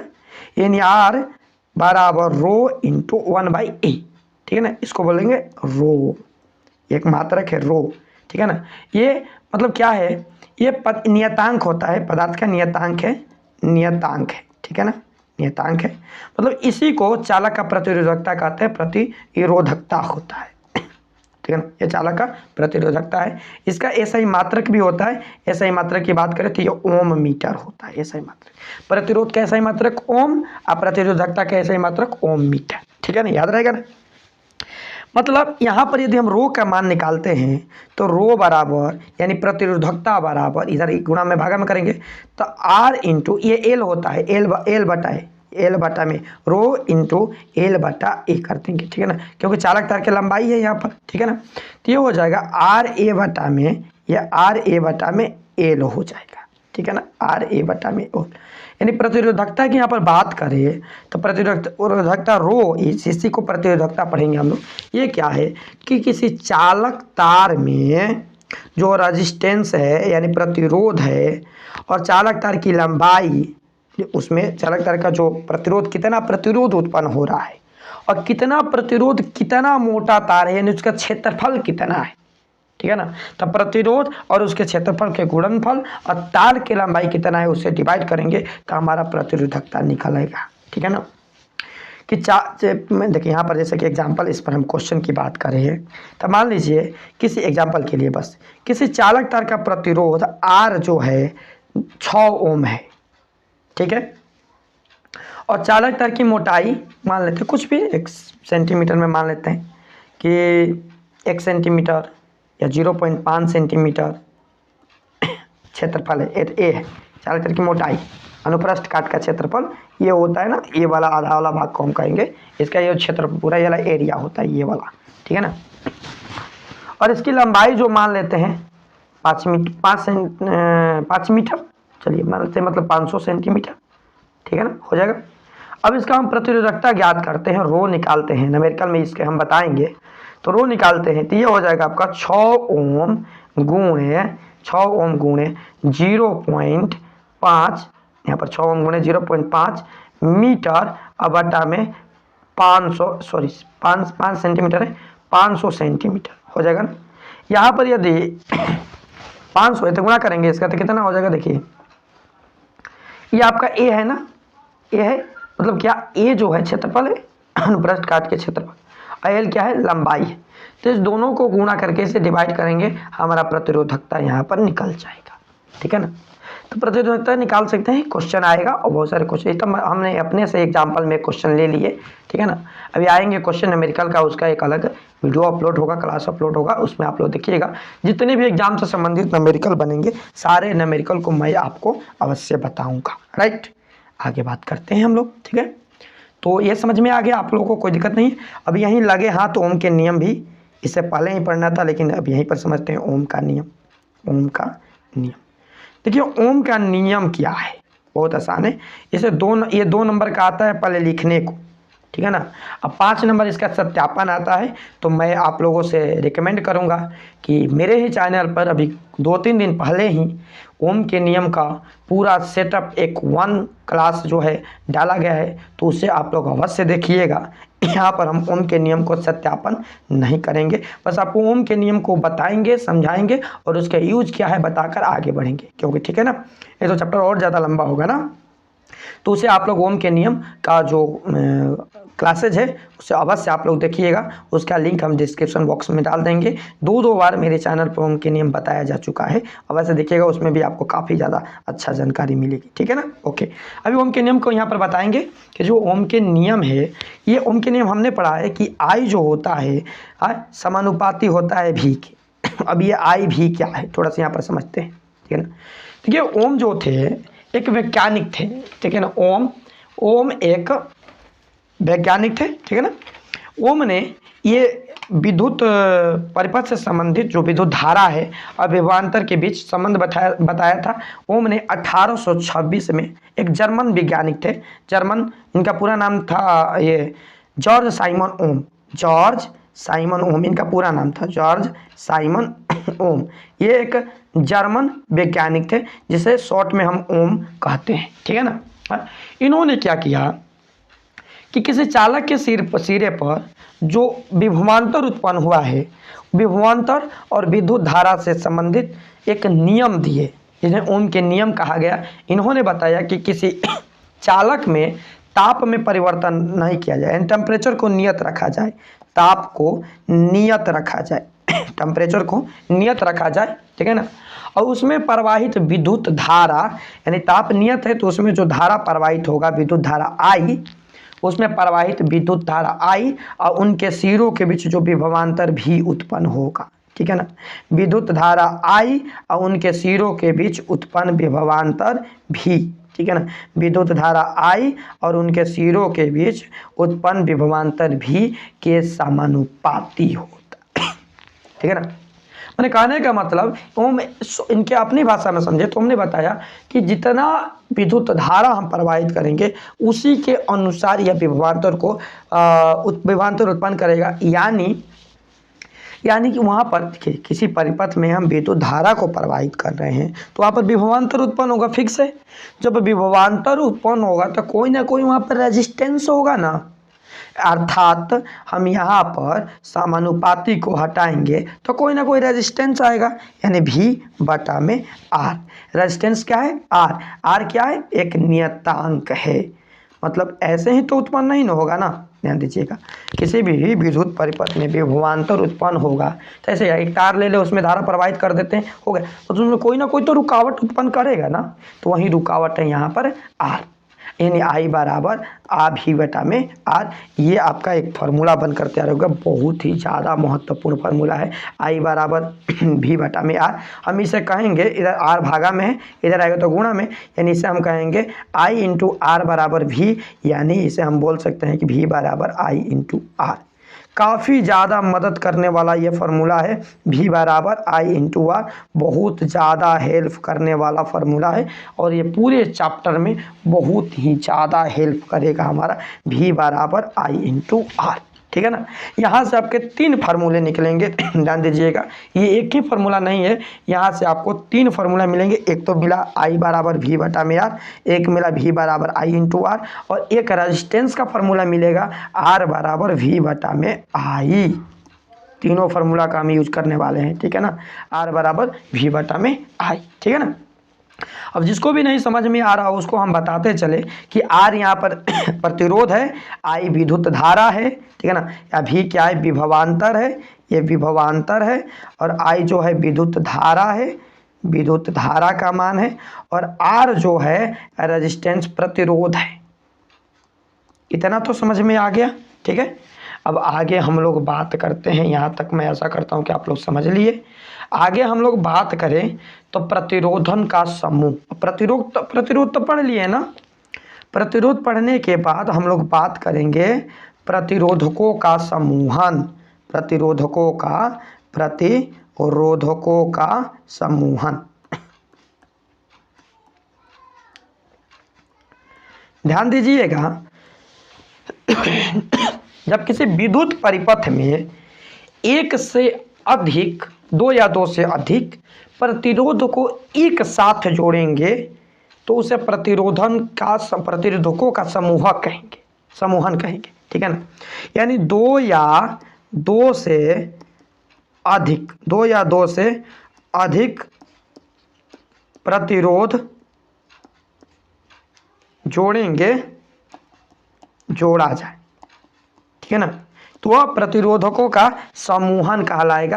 यानी 2 से अधिक प्रतिरोध को यदि हम ऐड करते हैं तो वह प्रतिरोधकों का समूहन कहलाएगा। यानी इसे हम अपनी भाषा में समझे तो पोल से एक लाइट खरीद कर, पोल से इलेक्ट्रिक पोल, बिजली का खंभा से हम लाइट खींचकर घर में लाते हैं, ठीक है ना, ध्यान समझिएगा। बिजली का खंभा हम से लाइट खींचकर लाते हैं घर में, यहाँ पर 2 फेज लेकर आए, एक ये प्लस वाला और ये माइनस वाला, एक प्लस और एक माइनस लाइट। अब ये जा रहा है क्रम के अनुसार, ठीक है ना, घर में पूरा परिपथ को पूरा करके फिर वापस इसी में लौट जाएगा। अब इस अवस्था में ध्यान दीजिएगा, यहाँ पर हम बात करें तो यहाँ पर एक डिवाइस जोड़ देते हैं। चलिए यहाँ पर हम एक यहाँ पर टीवी जोड़ देते हैं, एक यहाँ पर टीवी जोड़ दिए, ठीक है, और बीच में यहाँ पर एक हम क्या करते हैं, कोई और डिवाइस को, चलिए वॉशिंग मशीन वगैरह को यहाँ पर ऐड कर देते हैं। फिर इधर एक बल्ब को ऐड करते हैं, लाइट को ऐड कर देते हैं, ठीक है। तो इसमें एक से अधिक डिवाइस है ना, तो इस व्यवस्था को हम समूहन कहेंगे, प्रतिरोधकों का समूहन कहेंगे। अब ये प्रतिरोधकों का जो सम्मोहन है ये दो प्रकार से हो सकता है। प्रतिरोधकों का सम्मोहन जो है ये दो प्रकार से होगा। पहला होगा श्रेणी क्रम, जिसकी चर्चा हमने पहले ही कर रहे थे, श्रेणी क्रम, ठीक है ना। इसको इंग्लिश में कहते हैं सीरीज, ठीक है ना। इसको इंग्लिश में क्या कहेंगे? सीरीज, SERIES, सीरीज, ठीक है ना। ग्रुपिंग, इसे बोलेंगे सीरीज ग्रुपिंग, ठीक है ना। तो ये होता क्या है, ये सीरीज ग्रुपिंग क्या होता है, तो जब इसमें प्रतिरोध को एक क्रम में इस तरह जोड़ेंगे, ठीक है, तो ये आपका सीरीज ग्रुपिंग होगा। मतलब एक का प्लस वाला छोर दूसरे वाले के माइनस से, दूसरे का प्लस छोर पहले के माइनस अगले के माइनस वाले छोर से, ठीक है ना। फिर अगला का प्लस अगला के फिर माइनस वाले छोर से, ऐसे जोड़ेंगे तो यहाँ पर एक हमें माइनस मिलेगा और यहाँ पर एक हमें प्लस मिलेगा। इसे बैटरी से कनेक्ट कर देंगे। तो प्रतिरोधकों के ऐसे व्यवस्था को हम कहते हैं श्रेणी क्रम, सीरीज ग्रुपिंग, ठीक है ना। अब ध्यान दीजिएगा, इसमें माइनस घटा क्या है भाई, जो हमारे जो चुंबकीय लाइट होता है ना वो इसी ग्रुप में रहता है, सीरीज ग्रुप में। अब देखिए इसमें इसका लाभ भी इसका हानि भी दोनों बताते हैं। पहले से ये भी ए वाला भी समझ लेते हैं, पार्श्व क्रम, ठीक है ना। यानी ये समानांतर क्रम या पार्श्व क्रम क्या होता है, समानांतर क्रम या पार्श्व क्रम। तो जब प्रतिरोध को एक से, इसे हम बोलेंगे इंग्लिश में पैरेलल सिस्टम, ठीक है ना, पैरेलल ग्रुपिंग बोलेंगे इसे इंग्लिश में हम लोग, पैरेलल ग्रुपिंग कहते हैं। यानी जब प्रतिरोध को बहुत सारे प्रतिरोध है, उसके हम प्लस वाले सिरे को एक तरफ और माइनस वाले सिरे को एक तरफ ऐड करेंगे, ठीक है ना। ये सभी प्लस वाले को एक तरफ और सभी माइनस वाले को एक तरफ ऐड करेंगे, ठीक है ना। तो इस व्यवस्था को हम कहेंगे पैरेलल ग्रुपिंग, यानी कि समानांतर क्रम, ठीक है ना। इस व्यवस्था को क्या कहेंगे? समानांतर क्रम कहेंगे। अब इसमें देखिए दोनों में जो यहाँ पर हमने अभी कनेक्शन किया, यहाँ पर ये कनेक्शन अभी ये पैरेलल ग्रुपिंग सिस्टम में हमने किया है, यानी समानांतर क्रम में, ठीक है ना। दोनों का लाभ और दोनों का हानि समझ लीजिए। लाभ यह है कि यदि श्रेणी क्रम में सीरीज ग्रुपिंग सिस्टम में यदि हम कनेक्शन को करते हैं तो इसमें हमारा वायर का बचत होगा। लेकिन जैसे जैसे ये करंट आवेश आगे बढ़ेगा वैसे वैसे इसका मान कम होता जाएगा, यह माइनस पॉइंट है। और एक और माइनस पॉइंट है, यदि इसमें से कोई एक रेजिस्टेंस ख़त्म हो जाए, कोई एक रेजिस्टेंस जो है खराब हो जाए, ठीक है, तो पूरे परिपथ भंग हो जाएगा। यानी इस क्रम में एक रेजिस्टेंस यहाँ से गायब हुआ, ठीक है ना, यहाँ से एक रेजिस्टेंस गायब हो गया इस तरह का, ठीक है, यहाँ से ये फ्यूज हो गया, तो पूरे सिस्टम का काम ख़त्म हो गया। यानी कि ये दोनों भी, ये वाले भी नहीं चलेंगे। ये सबसे माइनस पॉइंट। यानी इस क्रम में अपना घर का लाइन कनेक्ट कर देते हैं तो वायर तो कम लगेगा, लेकिन एक आप टीवी को बंद करेंगे तो सारे घर के लाइन कटेगा, बल्बों को बंद करेंगे तो सारे घर के लाइन कटेगा। इसलिए घर के लाइन को हमेशा पैरेलल सिस्टम में जोड़ा जाता है, ठीक है ना। इसमें जो है एक ये वाला ख़त्म भी होगा तो कोई फर्क नहीं पड़ेगा, बाकी दो चलेंगे। तो घर का लाइन हमेशा पैरेलल सिस्टम में ही होता है। मैं ऐसा करता हूं कि आप लोग ये समझ गए कि समानांतर क्रम श्रेणी क्रम क्या होता है। देखिए समानांतर क्रम के समीकरण की बात करें तो इसका समीकरण होता है RS बराबर R1 plus R2 plus R3, ठीक है ना। थोड़ा इस नीचे अच्छे से लिख देते हैं, ठीक है ना, कि इसका जो समीकरण होता है ये होता क्या है, थोड़ा सा अच्छे से इसे लिख देते हैं हम नीचे। कि देखिए जो सीरीज सिस्टम है ना, श्रेणी क्रम जो सीरीज सिस्टम है, इसका जो समीकरण होता है RS बराबर R1 plus R2 plus R3, मतलब इस क्रम का कितना भी इसमें प्रतिरोध हो जाए, ठीक है ना, ये चलता रहेगा, ठीक है। और जो पैरेलल सिस्टम है, पैरेलल सिस्टम, तो 1/RP बराबर 1/R1 प्लस 1/R2 +1/R3, ये आपका पैरेलल सिस्टम में होता है रिएक्शन। तो ये भी बहुत काम की चीज़ है, यानी ये भी हमारा बहुत ज़्यादा मदद करने वाला है आगे न्यूमेरिकल में, और ये हमारे एग्ज़ाम के लिए अति महत्वपूर्ण है। ये ध्यान रखिएगा, ये आपका बहुत बार एग्ज़ाम बिहार बोर्ड के एग्ज़ाम में पूछ चुका है कि भाई श्रेणी क्रम और समानांतर क्रम समूहन के समीकरण को सिद्ध करें या परिभाषित करें, ठीक है ना, सिद्ध करें। तो ये दोनों को हमने एक अलग वीडियो में सिद्ध करा चुके हैं, और इस वीडियो के बाद वो आपको मिल जाएगा, वो भी आपको अपलोड कर दिया जाएगा। वो इससे पहले ही रिकॉर्ड हो चुका है, लेकिन अभी टाइम के कारण नहीं डाल पाए हैं, डाल देंगे, वो भी आप लोग देख लीजिएगा कैसे हमने इसको प्रमाणित किए हैं, सिद्ध किए हैं। बहुत ही ईजी मेथड है और इतना आसान है कि हमारा जो भी कुछ होता है इतना आसान बताते हैं कि बच्चों को दिमाग में घुस जाए, ठीक है ना। तो ये वाली चीज़ आप ज़रूर देख लीजिए, ठीक है ना। अब आगे हम लोग बात करेंगे, आगे हम लोग बात करते हैं। चलिए, तो इतना तक तो आप लोगों को समझ में आ गया। अब हम बात करते हैं कुछ और चीज़ की, ध्यान दीजिएगा आप लोग। यदि समानांतर क्रम में जुड़े दो प्रतिरोध को समानांतर क्रम में, कौन से क्रम, समानांतर क्रम में दो प्रतिरोध को जोड़ते हैं, जुड़े दो प्रतिरोध को, ठीक है, समानांतर क्रम में जुड़े दो प्रतिरोध को समतुल्य प्रतिरोध निकालते हैं। समतुल्य कैसे निकलता है इसे न्यूमेरिकल के क्लास में अच्छे से समझाएंगे। समतुल्य प्रतिरोध निकाले और उन प्रतिरोधकों का विद्युत धारा का विवरण दे, और उन प्रतिरोध में आई का मान निकाले, धारा का मान, आई का मान। तो वहाँ पर आई का मान हो जाएगा I1 बराबर I इंटू R2 बटा में R1 प्लस R2, ठीक है ना। ये आपका एक समीकरण बन जाएगा, ठीक है ना। इसी तरह I2 का भी मान निकलेगा, यहाँ पर दो प्रतिरोध है ना, तो दोनों का अलग अलग मान निकलेगा। I2 बराबर I इंटू R1 बटा में R1 प्लस R2। देखिए नीचे तो सेम ही है ना, बस I1 का मान निकालिएगा तो R2 रखिएगा, और I2 का मान निकालिएगा तो R1 रखिएगा। ये आपका समीकरण, ये भी सिद्ध होता है। इसे नहीं कराए हैं, इसको भी करा देंगे, लेकिन उतना ज़्यादा कोई खास नहीं है, इसलिए छोड़ दें एग्जाम से। अभी जितना भी हम पढ़ा रहे हैं वो एग्जाम से रिलेटेड ही है, ठीक है। अब हम लोग बात करते हैं विद्युत धारा के ऊष्मीय प्रभाव। विद्युत धारा के ऊष्मीय प्रभाव क्या है, ठीक है ना। तो चलिए हम विद्युत धारा के ऊष्मीय प्रभाव की तरफ बात बढ़ते हैं। अब अपनी कदम को विद्युत धारा के ऊष्मीय प्रभाव की तरफ बढ़ाते हैं।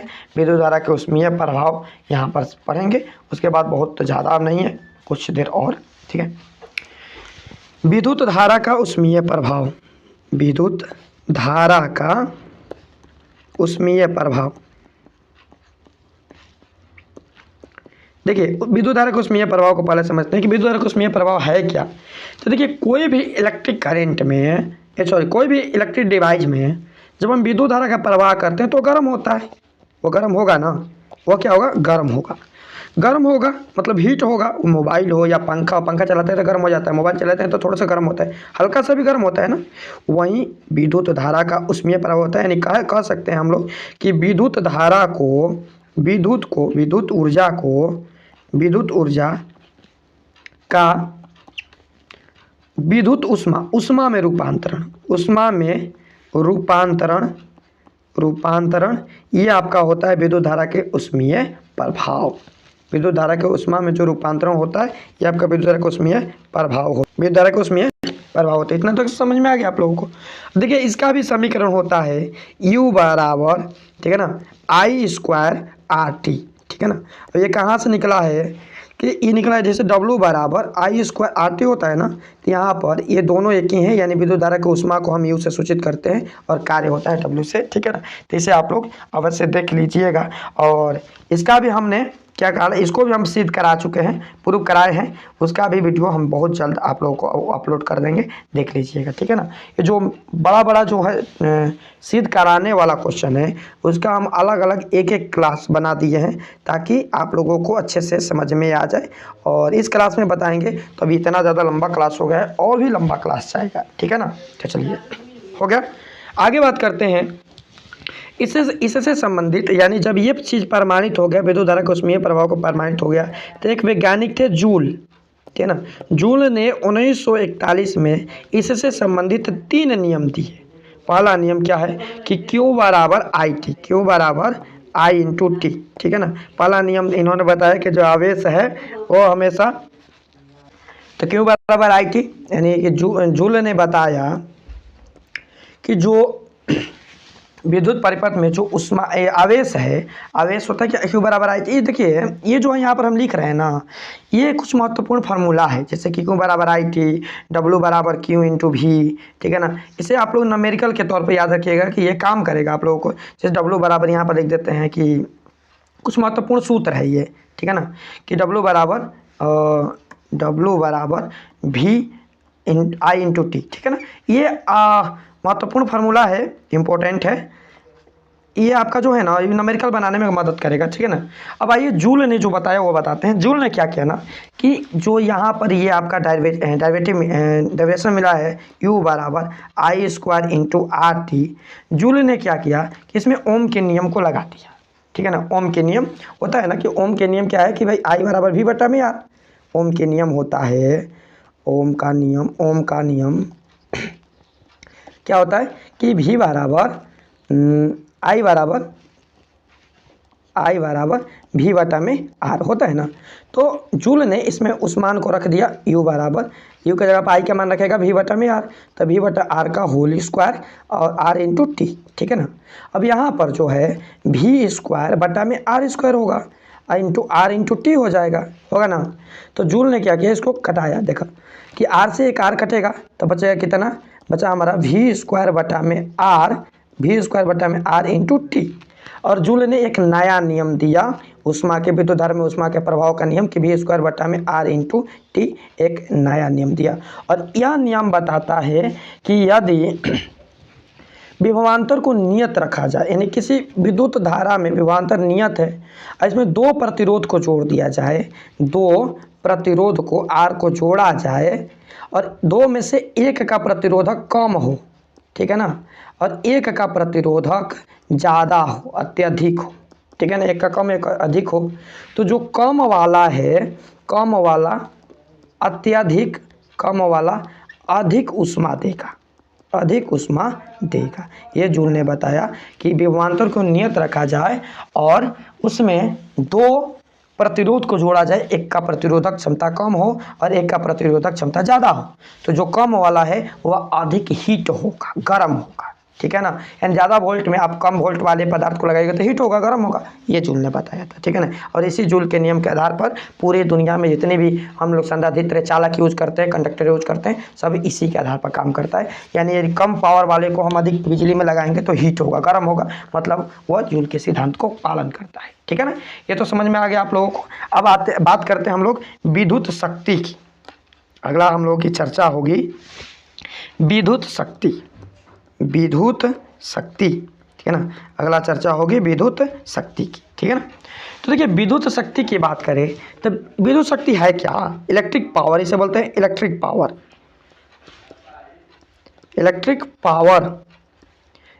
पावर क्या है, ध्यान समझिएगा कि ये मान लीजिए हम विद्युत यूज कर रहे हैं तो उसमें कितना विद्युत को यूज किए, कितना विद्युत ऊर्जा को यूज किए, ठीक है ना। यानी परिपथ में विद्युत ऊर्जा के खर्च की दर, परिपथ में विद्युत ऊर्जा की खर्च की दर, विद्युत ऊर्जा की खर्च की जो दर होता है वह दर क्या होता है, विद्युत शक्ति होता है। यानी हम कह सकते हैं कि विद्युत शक्ति बराबर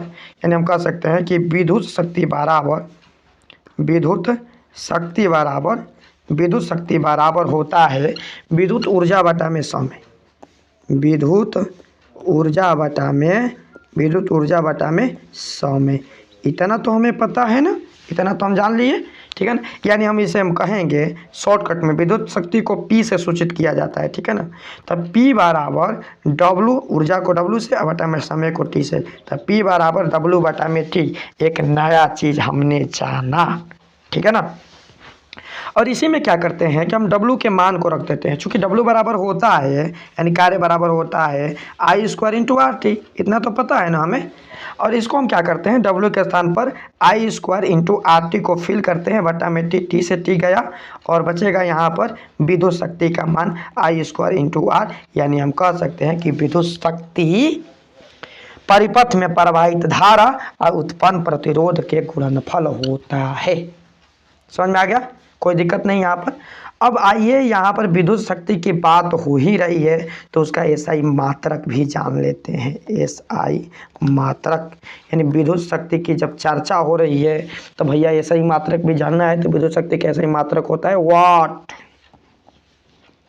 क्या होता है, वाट। विद्युत शक्ति का एसआई मात्रक होता है वाट, यानी हम कह सकते हैं कि 1 वाट बराबर 1 जूल प्रति 1 सेकेंड होता है। ठीक है ना, 1 वाट बराबर 1 जूल प्रति सेकेंड, यानी कि 1 वाट बराबर 1 जूल प्रति सेकेंड होता है, 1 जूल प्रति सेकेंड होता है। ये तो चीज़ आपने जान लिया। चलिए मैं ऐसा करता हूँ कि बहुत अच्छे से आप लोगों को समझ में आ रहा है, ठीक है ना। बिल्कुल आज पूरे चैप्टर को ख़त्म कर देंगे। अगला जो टॉपिक है हम लोगों का ये है विद्युत ऊर्जा। विद्युत ऊर्जा, विद्युत ऊर्जा, ठीक है ना। यह हमारा टॉपिक क्या है, विद्युत ऊर्जा। चलिए अगला टॉपिक की हम लोग चर्चा कर रहे हैं विद्युत ऊर्जा, ठीक है ना। विद्युत ऊर्जा की चर्चा कर रहे हैं, ठीक है ना। ठीक है, विद्युत ऊर्जा है क्या? तो सीधा सीधी बात भाई कि हम कितना अपने विद्युत परिपथ में, ध्यान दीजिएगा, परिपथ में कितना विद्युत को खर्च कर रहे हैं। खर्च है, ये खर्च का मापक है, ठीक है ना। विद्युत परिपथ में खर्च का मापक इसे समझने के लिए ये समझते हैं कि मान लीजिए एक बल्ब हम लेते हैं, बल्ब, और बल्ब के ऊपर लिखा है 220 वोल्ट 100 वाट। जो पुराना वाला बल्ब है ना, इस तरह का आप लोगों ने देखा होगा, ठीक है। तो ऐसे बल्बों में आप और देख लीजिएगा, ठीक है, ऐसे बल्बों में आप लोग देखिएगा तो मिल जाएगा आपको देखने को कि लिखा रहेगा उस पर, इस तरह नीचे लिखा रहेगा 200, यहाँ पर 220 वोल्ट और 100 वाट, इस तरह का लिखा रहेगा, ठीक है ना। यहाँ पर लिखा रहेगा ये वाला, ठीक है। तो 220 वोल्ट और 100 वाट, इसका अर्थ क्या होता है? मतलब यह कि परिपथ में 220 वोल्ट का विभवांतर उत्पन्न करेगा। मतलब ये बल्ब जो है परिपथ में 220 वोल्ट का विभवांतर, कितना, 220 वोल्ट का विभवांतर उत्पन्न करेगा, राइट। परिपथ में 220 वोल्ट का विभवांतर उत्पन्न करेगा, यही ना। और 60 वाट का शक्ति उपयोग करेगा, 60 वाट का शक्ति उपयोग करेगा, कितना, 60 वाट का शक्ति का उपयोग करेगा। यानी 220 वोल्ट का विभवांतर और 60 वाट का शक्ति का उपयोग करेगा, कौन, ये बल्ब, यही ना। मतलब हम कहेंगे तो ये 1 सेकेंड में, मतलब हमारा इसका कहने का अर्थ यह हुआ कि 1 सेकेंड में बल्ब 60 जूल, 1 सेकेंड में बल्ब 60 जूल का ऊर्जा खर्च करेगा, 1 सेकेंड में 60 जूल का ऊर्जा खर्च करेगा, कौन, ये बल्ब 1 सेकेंड में 60 जूल का ऊर्जा खर्च करेगा। समझ में आ गया, यहाँ तो कोई दिक्कत नहीं है, ठीक है ना। मतलब इस तरह का, यानी 100 वाट लिखा रहेगा, ठीक है ना। यहाँ पर 100 वाट था ना, तो ये 100 होगा, 100 वाट का शक्ति उपयोग करेगा और 100 जूल का ऊर्जा खर्च करेगा, ठीक है ना। इस तरह आपको लिखा हुआ तो समझ लीजिएगा। यानी कि एलईडी लाइट जो होता है 220 वोल्ट का 9 वाट का, जिसका भी अर्थ होगा 220 वोल्ट का विभवांतर और 9 वाट का शक्ति का उपयोग करेगा, ठीक है ना। अब इसका मात्रक की बात करें तो देखिए, इसका विद्युत ऊर्जा का एक व्यावसायिक मात्रक होता है। व्यावसायिक कहने का अर्थ यह हुआ कि विद्युत ऊर्जा का व्यावसायिक कहने का मतलब हुआ कि जो यूज में लेते हैं हम लोग, अपने काम में यूज में लेते हैं। मात्रक होता है किलोवाट घंटा या इसे यूनिट कहते हैं, ठीक है ना, यूनिट भी बोलते हैं। यानी हमारे घर की जो बिजली बिल आता है ना, वह यूनिट में आता है, किलोवाट घंटा में आता है। मतलब हम कहेंगे कि इसका अर्थ यह हुआ कि मानिए 1 किलोवाट प्रति 1 किलोवाट घंटा का अर्थ क्या हुआ। इसका मतलब होगा कि 1 घंटा में 1 किलोवाट मतलब 1 किलोवाट में 1000 वाट होता है, ठीक है ना, 1000 वाट, ठीक है ना, 1000 वाट का ऊर्जा उपयोग होगा, ठीक है ना। इसका अर्थ हुआ कि 1 किलोवाट में यानी 1 घंटा में 1000 किलोवाट का ऊर्जा उपयोग होगा। समझ में आ गया। तो ये ऐसे 1 यूनिट भी कहा जाता है, यानी हम कहेंगे कि 1 किलोवाट बराबर, इसे 1 किलोवाट घंटा बराबर, इसे हम जूल में कन्वर्ट करेंगे तो 3.6 गुणे 10 के पावर 6 जूल आएगा, ठीक है। अब कैसे, तो ध्यान दीजिएगा, इसी को हम 1 यूनिट कहते हैं, 1 यूनिट, ठीक है ना। अब कैसे, तो ध्यान से समझिएगा कैसे हम बताते हैं कि 1 किलोवाट, जैसे 1 किलोवाट की हम बात करें तो 1 किलोवाट में कितना होगा, 1 किलोवाट की हम बात करें तो 1 किलोवाट में 1000 वाट होगा ना। 1 किलोवाट में कितना वाट होगा, तो 1 किलोवाट में भाई 1000 वाट होगा, ये तो पता है ना। तो देखिए 1 किलोवाट प्रति घंटा बराबर 1 किलोवाट गुणे 1 घंटा कर सकते हैं ना, जूल में कन्वर्ट करेंगे, ठीक है। तो चूँकि जूल का यहाँ पर शॉर्ट में बता दें कि जो जूल होता है ना, जूल का व्यावसायिक मात्रक 1 जूल बराबर बात करेंगे तो 1 जूल बराबर हम बात करें तो वाट W बटा में T होता है, यानी J बराबर W बटा में T, ठीक है ना। तो ये किलो वाट है ना, तो सबसे पहले इसे वाट में चेंज करेंगे, ठीक है ना, तो 1000 वाट हो जाएगा, ठीक है। गुणे समय का सेकंड होता है, तो यहाँ पर 60 गुणे 60 करेंगे, ये आपका सेकंड हो जाएगा, ठीक है। तो 6 का 36 गुणे एकम 36 पर 1 4 3 2 5 0 होगा, ठीक है ना। और ये वाट प्रति सेकंड आपका बन जाएगा जूल। तो यहाँ पर दशमलव बैठाएंगे तो 3.6 गुणे 10 के पावर 2 2 4 2 6 जूल हो जाएगा, आया ना। 3.6 गुणे 10 के पावर 6 यहाँ से प्राप्त है, ठीक है ना। इसी को 1 यूनिट भी कहा जाता है। समझ में आ रहा है मेरे लाले, ओके।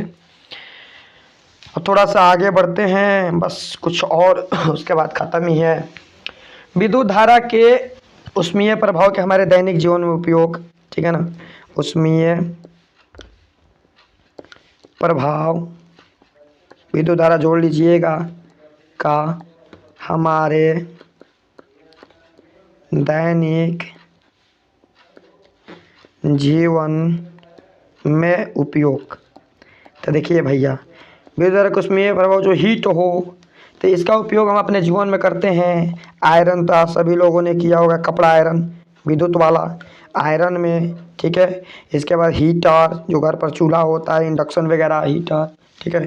टोस्टर 2 प्रकार का होता है, जैसे ब्रेड रोटी बनाने वाला टोस्टर के रूप में, ठीक है, तो टोस्टर के रूप में भी यूज होता है। रूम हीटर के रूप में भी हम यूज़ करते हैं, रूम हीटर के रूप में, आदि बहुत सारे हैं, इसमें से 2-4 आप याद रखिएगा। याद क्या करना है, ये तो हमें रोज़ का काम है ना, रोज़ तो यही तो करते हैं विद्युत करंट में, ठीक है ना। उसके बाद में ये जो शोल्डर होता है, रना वाला जो इसका रॉड होता है, वो पानी गर्म करने वाला रॉड हो जाएगा, ये सभी में तो हीट होता है ना, तो ये हो जाएगा, ठीक है ना। अब इसके अलावा हम बात करते हैं, देखिए इसे विद्युत तापक भी, इन सबको विद्युत तापक भी कहते हैं, क्योंकि जो विद्युत तापक क्या है, जो ऊष्मा उत्पन्न करे, तो यही ना विद्युत तापक, इसी को हम विद्युत तापक भी कहेंगे, विद्युत तापक के नाम से भी जानेंगे, ठीक है ना, ओके। अब यह बात करते हैं कैसे काम करता है। तो इसमें एक तापन अवयव होता है, तापन अवयव यानी हीटिंग एलिमेंट,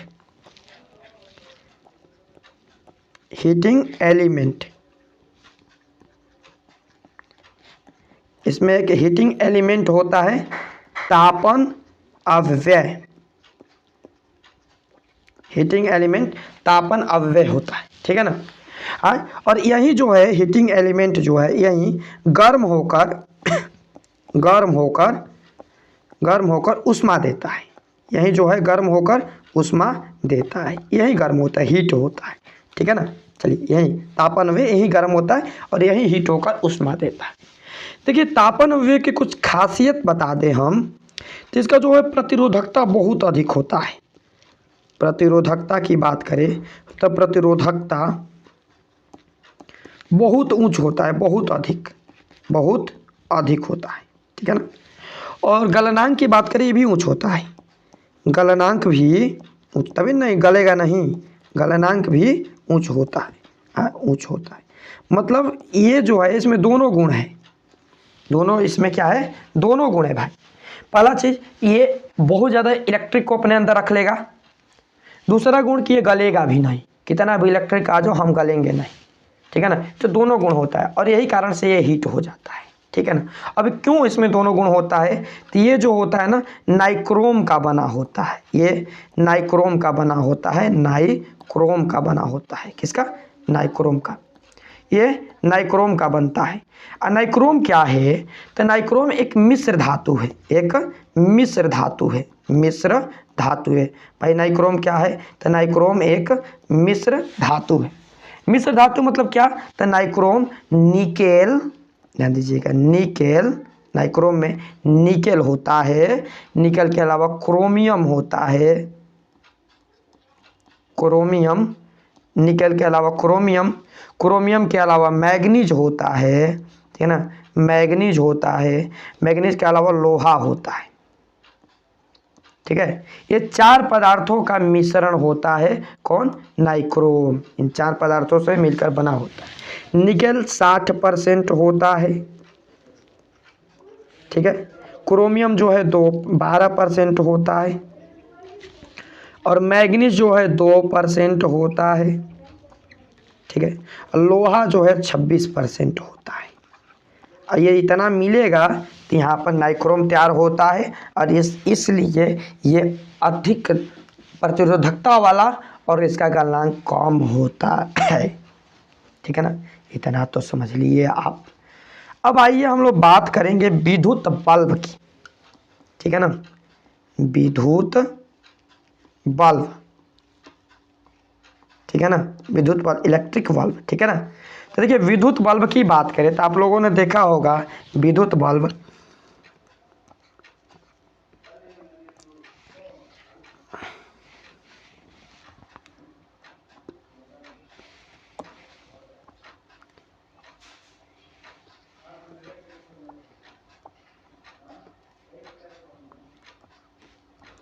इस तरह का एक विद्युत बल्ब आप लोगों ने देखा होगा, और इसमें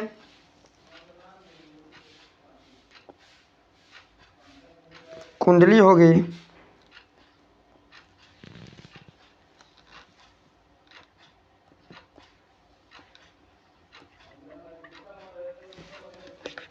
हीट हो गया है टैप, कुंडली देखिए यहाँ पर भी विद्युत धारा का उसमें प्रभाव हो रहा है, इसे कुंडली होगी, ठीक है ना। तो जो यहाँ पर ये कुंडली होता है ना, ये वाला, ये फिलामेंट या तंतु कहलाता है, तंतु, ठीक है ना। ये तंतु जो है, एक काम करते हैं यहाँ पर बनाते हैं एक बड़ा, उसके बाद उसी पर सब समझेंगे हम लोग, ठीक है ना।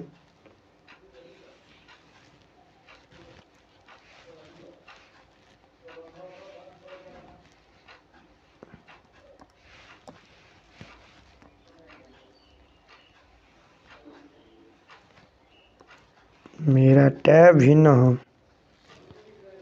ठीक है। और इसमें क्या होता है, एक तंतु लगा रहता है, इस तरह देखे होंगे आप लोगों ने। ये तंतु जो है फिलामेंट का बना रहता है, किसका, फिलामेंट का बना रहता है। ये तंतु फिलामेंट का होता है, फिलामेंट, फिलामेंट, ठीक है, ओके। और इस तंतु, ध्यान दीजिएगा, तंतु फिलामेंट होता है और ये टंगस्टन का बना होता है, टंगस्टन, टंगस्टन एक धातु है, ठीक है ना, टंगस्टन का बना होता है। इसमें ना आर्गन और नाइट्रोजन के गैसों का मिश्रण भरा रहता है, ये निष्क्रिय गैस है, क्यों, ये निष्क्रिय गैस है। और टंगस्टन का ये क्यों बनता है, तो ध्यान दीजिए इसके पीछे का कारण है, टंगस्टन का गलनांक अत्यधिक ऊंच होता है, ये जल्दी नहीं गलता है, ठीक है ना, माने इतना कितना 3400 डिग्री सेल्सियस के आसपास, ठीक है ना। लेकिन ये जलता है जब ना तो 2700 डिग्री सेल्सियस तक प्रकाश देता है, 2700 डिग्री सेल्सियस तक, याद रखिएगा, ठीक है ना। गलनांक अत्यधिक कुछ होता है, अप्रतिरोधकता बहुत कम होता है, यानी कि लाइट बहुत कम लेगा ये, ठीक है ना, लाइट बहुत कम लेता है और बहुत ज़्यादा गलनांक कुछ होने के कारण रोशनी ज़्यादा देता है, ठीक है ना। इसलिए इसका उपयोग फिलामेंट के रूप में किया जाता है। तो क्वेश्चन यहाँ पर ये भी बन गया कि हम विद्युत बल्ब में उसके कुंडली बनाने के लिए टंगस्टन का उपयोग क्यों करते हैं, तो कहेंगे प्रतिरोधकता अधिक होने के कारण गलनांक कम होने के गलनांक अत्यधिक होने के कारण प्रतिरोधकता कम होने के कारण हम इसका उपयोग फिलामेंट के रूप में करते हैं, ठीक है ना। गलनांक इसका लगभग 3400 डिग्री सेल्सियस होता है, ठीक है ना। प्रतिरोधकता अति कम होता है। और ये दूसरा चीज, बल्ब के अंदर में आर्गन और नाइट्रोजन गैस भरी रहती है। इसके पीछे कारण बता देते हैं कि टंगस्टन को यदि हम ऑक्सीजन की उपस्थिति में हीट करें, गर्म करें, तो ये ऑक्सीजन से अभिक्रिया करके भंगुर हो जाता है, मतलब गल जाता है, ऑक्सीजन से अभिक्रिया करके गल जाएगा, खत्म हो जाएगा, ठीक है ना। इसीलिए इसका जो है इसको बल्ब के अंदर, बल्ब के कांच का पैटर्न बनाकर उसके अंदर आर्गन और नाइट्रोजन गैस भर दी जाती है ताकि वो ऑक्सीजन के संपर्क में ना आए और कुंडली अच्छे से गर्म होती रहे, हीट होती रहे और आसानी से जलती रहे, ठीक है ना। इतना तो समझ में आ गया। तो चलिए बल्ब के बारे में इतना काफ़ी है। अब थोड़ा सा और बात करते हैं विद्युत फ्यूज के बारे में। विद्युत फ्यूज, ठीक है ना, विद्युत फ्यूज के बारे में चर्चा करते हैं। तो देखिए विद्युत फ्यूज क्या है।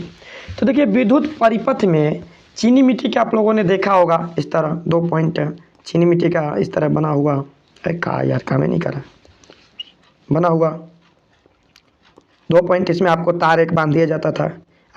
ये क्या है, विद्युत फ्यूज है।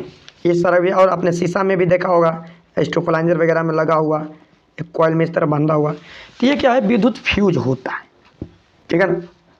विद्युत फ्यूज का मतलब काम होता है कि जितनी भी युक्तियाँ लगी है, कंडक्टर लगे हुए हैं, थोड़ा सा भी मतलब इसका एक मान होता है, जैसे मान लिया 5 एम्पियर 10 एम्पियर कुछ तो मान होगा, ठीक है। तो ये एक जैसे मान लीजिए हमारे घर में 5 एम्पियर की विद्युत करंट पर यूज कर रहे हैं हम, तो 5 एम्पियर का एक फ्यूज लगा देंगे। मतलब यह कि हम अपने घर में 5 एम्पियर से ज़्यादा यदि इलेक्ट्रिक का यूज करेंगे तो फ्यूज उड़ जाएगा, मतलब ये कुंडली गल जाएगा, ठीक है ना। इसका मतलब सीधा सीधी बात है कि अपने घर में अत्यधिक धारा के प्रवाहित होने के कारण अपने युक्तियों को जलने से बचाने के लिए विद्युत फ्यूज का उपयोग हम करते हैं, ठीक है ना। अब फ्यूज का जो तार होता है ना, तार वायर, ये मिश्र धातु होता है, मिश्र धातु होता है, ये मिश्र धातु है, या तो जस्ता होगा, जस्ता या लेड शीशा मिक्स हुआ, जस्ता या लेड, ठीक है ना, या टीन का उपयोग, इनका मिश्रण, जस्ता लेड या टीन का मिश्रण का उपयोग किया जाता है किसमें, फ्यूज तार में, ठीक है ना। फ्यूज तार में जस्ता या टीन के मिश्रण का उपयोग किया जाता है, दोनों मिलाकर फ्यूज तार को बनाया जाता है, ठीक है, यही ना। अब ध्यान दीजिएगा क्यों, तो इसका जो प्रतिरोधकता बहुत अधिक हो जाता है, जो प्रतिरोधकता है इसका हम सिंबल लिख देते हैं भाई, सिंबल पढ़ ही लिया है ना। इसका जो प्रतिरोधकता है ऊंच होता है, अधिक होता है, अधिक। और गलनांक की बात करें तो गलनांक कम होता है, गलनांक कम होगा, गलनांक कम होता है, ठीक है ना। इसलिए जब भी कभी विद्युत करंट में धारा का मान बढ़ेगा तो गल जाएगा, जल्दी से गल कर गिर जाएगा, ठीक है ना। कार्य क्या होता है कि जब विद्युत परिपथ में अचानक धारा का मान बढ़ जाए तो यह गल जाता है, और जिससे विद्युत परिपथ में लगे जो युक्तियाँ है, जो कंडक्टर है, वो बच जाते हैं, ठीक है ना। हाँ, अब इसे ध्यान दीजिएगा, जैसे मान लीजिए 5 एम्पियर का फ्यूज है तो 5 एम्पियर से अधिक धारा प्रवाहित करेंगे तो गल जाएगा, सीधा सीधी सी बात है। तो इसे बिल्कुल आप लोग ध्यान रखिएगा, ये विद्युत फ्यूज है। और इस तरह हम लोग का ये पूरा चैप्टर कंप्लीट होता है। थोड़ा सा आप लोग रुकेंगे तो कुछ और चीज़ें बता देता हूँ, ठीक है, ध्यान दीजिएगा। कुछ और चीज़ों में हम बात करें तो कुछ सिंबल की कुछ आवश्यक बातें, कुछ सिंबल्स, जैसे ध्यान दीजिएगा। एक सेल की बात करें, सेल, तो सेल का सिंबल हमने बताया आपको कि इस तरह यदि खींच देंगे प्लस और माइनस तो एक सेल होगा। और बैटरी की बात करें तो एक से अधिक को जोड़ेंगे तो वो आपका बैटरी हो जाएगा, ये आपका एक से अधिक जाएगा तो ये आपका बैटरी होगा, ठीक है ना। उसी तरह मान लीजिए चालक तार के लिए सिंबल बनाना है, यानी हम यूज करेंगे तार के लिए सिंबल, एक लाइन खींच दीजिएगा, तार बन जाएगा। ठीक है ना, जितना भी परिपथ बनाए हैं तार से बनाए हैं। और जो मान लीजिए ज्वाइंट बनाना हो, तार संधि, ज्वाइंट तार संधि बनानी हो, तो तार संधि के लिए आप इस तरह का ज्वाइंट सिंबल दिखा देते हैं। इसे टी क्रॉस भी कर, टी ज्वाइंट भी बोलते हैं, इसको टी ज्वाइंट भी कहते हैं। ठीक है ना, इसके अलावा आप क्रॉस ज्वाइंट, इसको क्रॉस ज्वाइंट कहते हैं। ठीक है, ये क्रॉस ज्वाइंट होता है, जैसे इधर से भी लाइन जाएगा और इधर से भी लाइन जाएगा, तो इसको हम क्रॉस ज्वाइंट बोलते हैं। ठीक है ना, इसको क्रॉस ज्वाइंट बोलते हैं। आगे बात करते हैं हम लोग प्लग कुंजी की, स्विच की। तो देखिए स्विच दो प्रकार के होते हैं, एक इस तरह का स्विच होता है, बटन सेल इसे बोलते हैं। ठीक है ना, तो यह भी बंद है, यह भी बंद है। ठीक है, मतलब बंद कर दिए हैं, और इसी को हम इसमें एक पॉइंट बना देंगे तो ये आपका चालू हो जाएगा, चालू स्विच होगा। ठीक है ना, इसे बटन सेल कहते हैं। और एक जो आपके घर में बिजली के बोर्ड में जो स्विच होगा, वो स्विच जो है इस तरह का, उसका सिंबल बनाएंगे। ठीक है ना, यहाँ से इस तरह, ये जो है अभी बंद हो, चालू है। ठीक है ना, यानी फिजिक्स में जब इस तरह इसको लॉक करेंगे तो ये चालू होगा, छोड़ेंगे तो बंद हो जाएगा। ठीक है ना, और इसको यदि इस तरह हम छोड़ दें तो ये बंद है, ये सटा नहीं है, तो ये क्या है, बंद है। ठीक है ना, फिजिक्स में इसका उपयोग करेंगे। ठीक है ना, और बात करते हैं हम लोग तार क्रॉसिंग के। यदि मान लीजिए एक तार के ऊपर से एक तार ले जाना है, तो उसका सिंबल कैसे बनाएंगे, तार क्रॉसिंग बिना संधि, तार क्रॉसिंग बिना संधि के। ठीक है ना, मतलब वहाँ पर संधि जोड़ना नहीं है, बस तार के ऊपर से तार ले जाना है।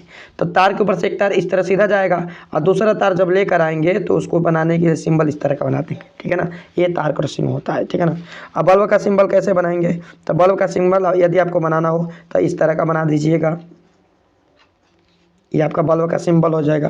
ठीक है ना, इसके अलावा एमीटर के सिंबल की बात करें, एमीटर, तो एमीटर का सिंबल बनाने के लिए सिंपल सा ए दे दीजिएगा, ये आपका एमीटर का सिंबल होगा।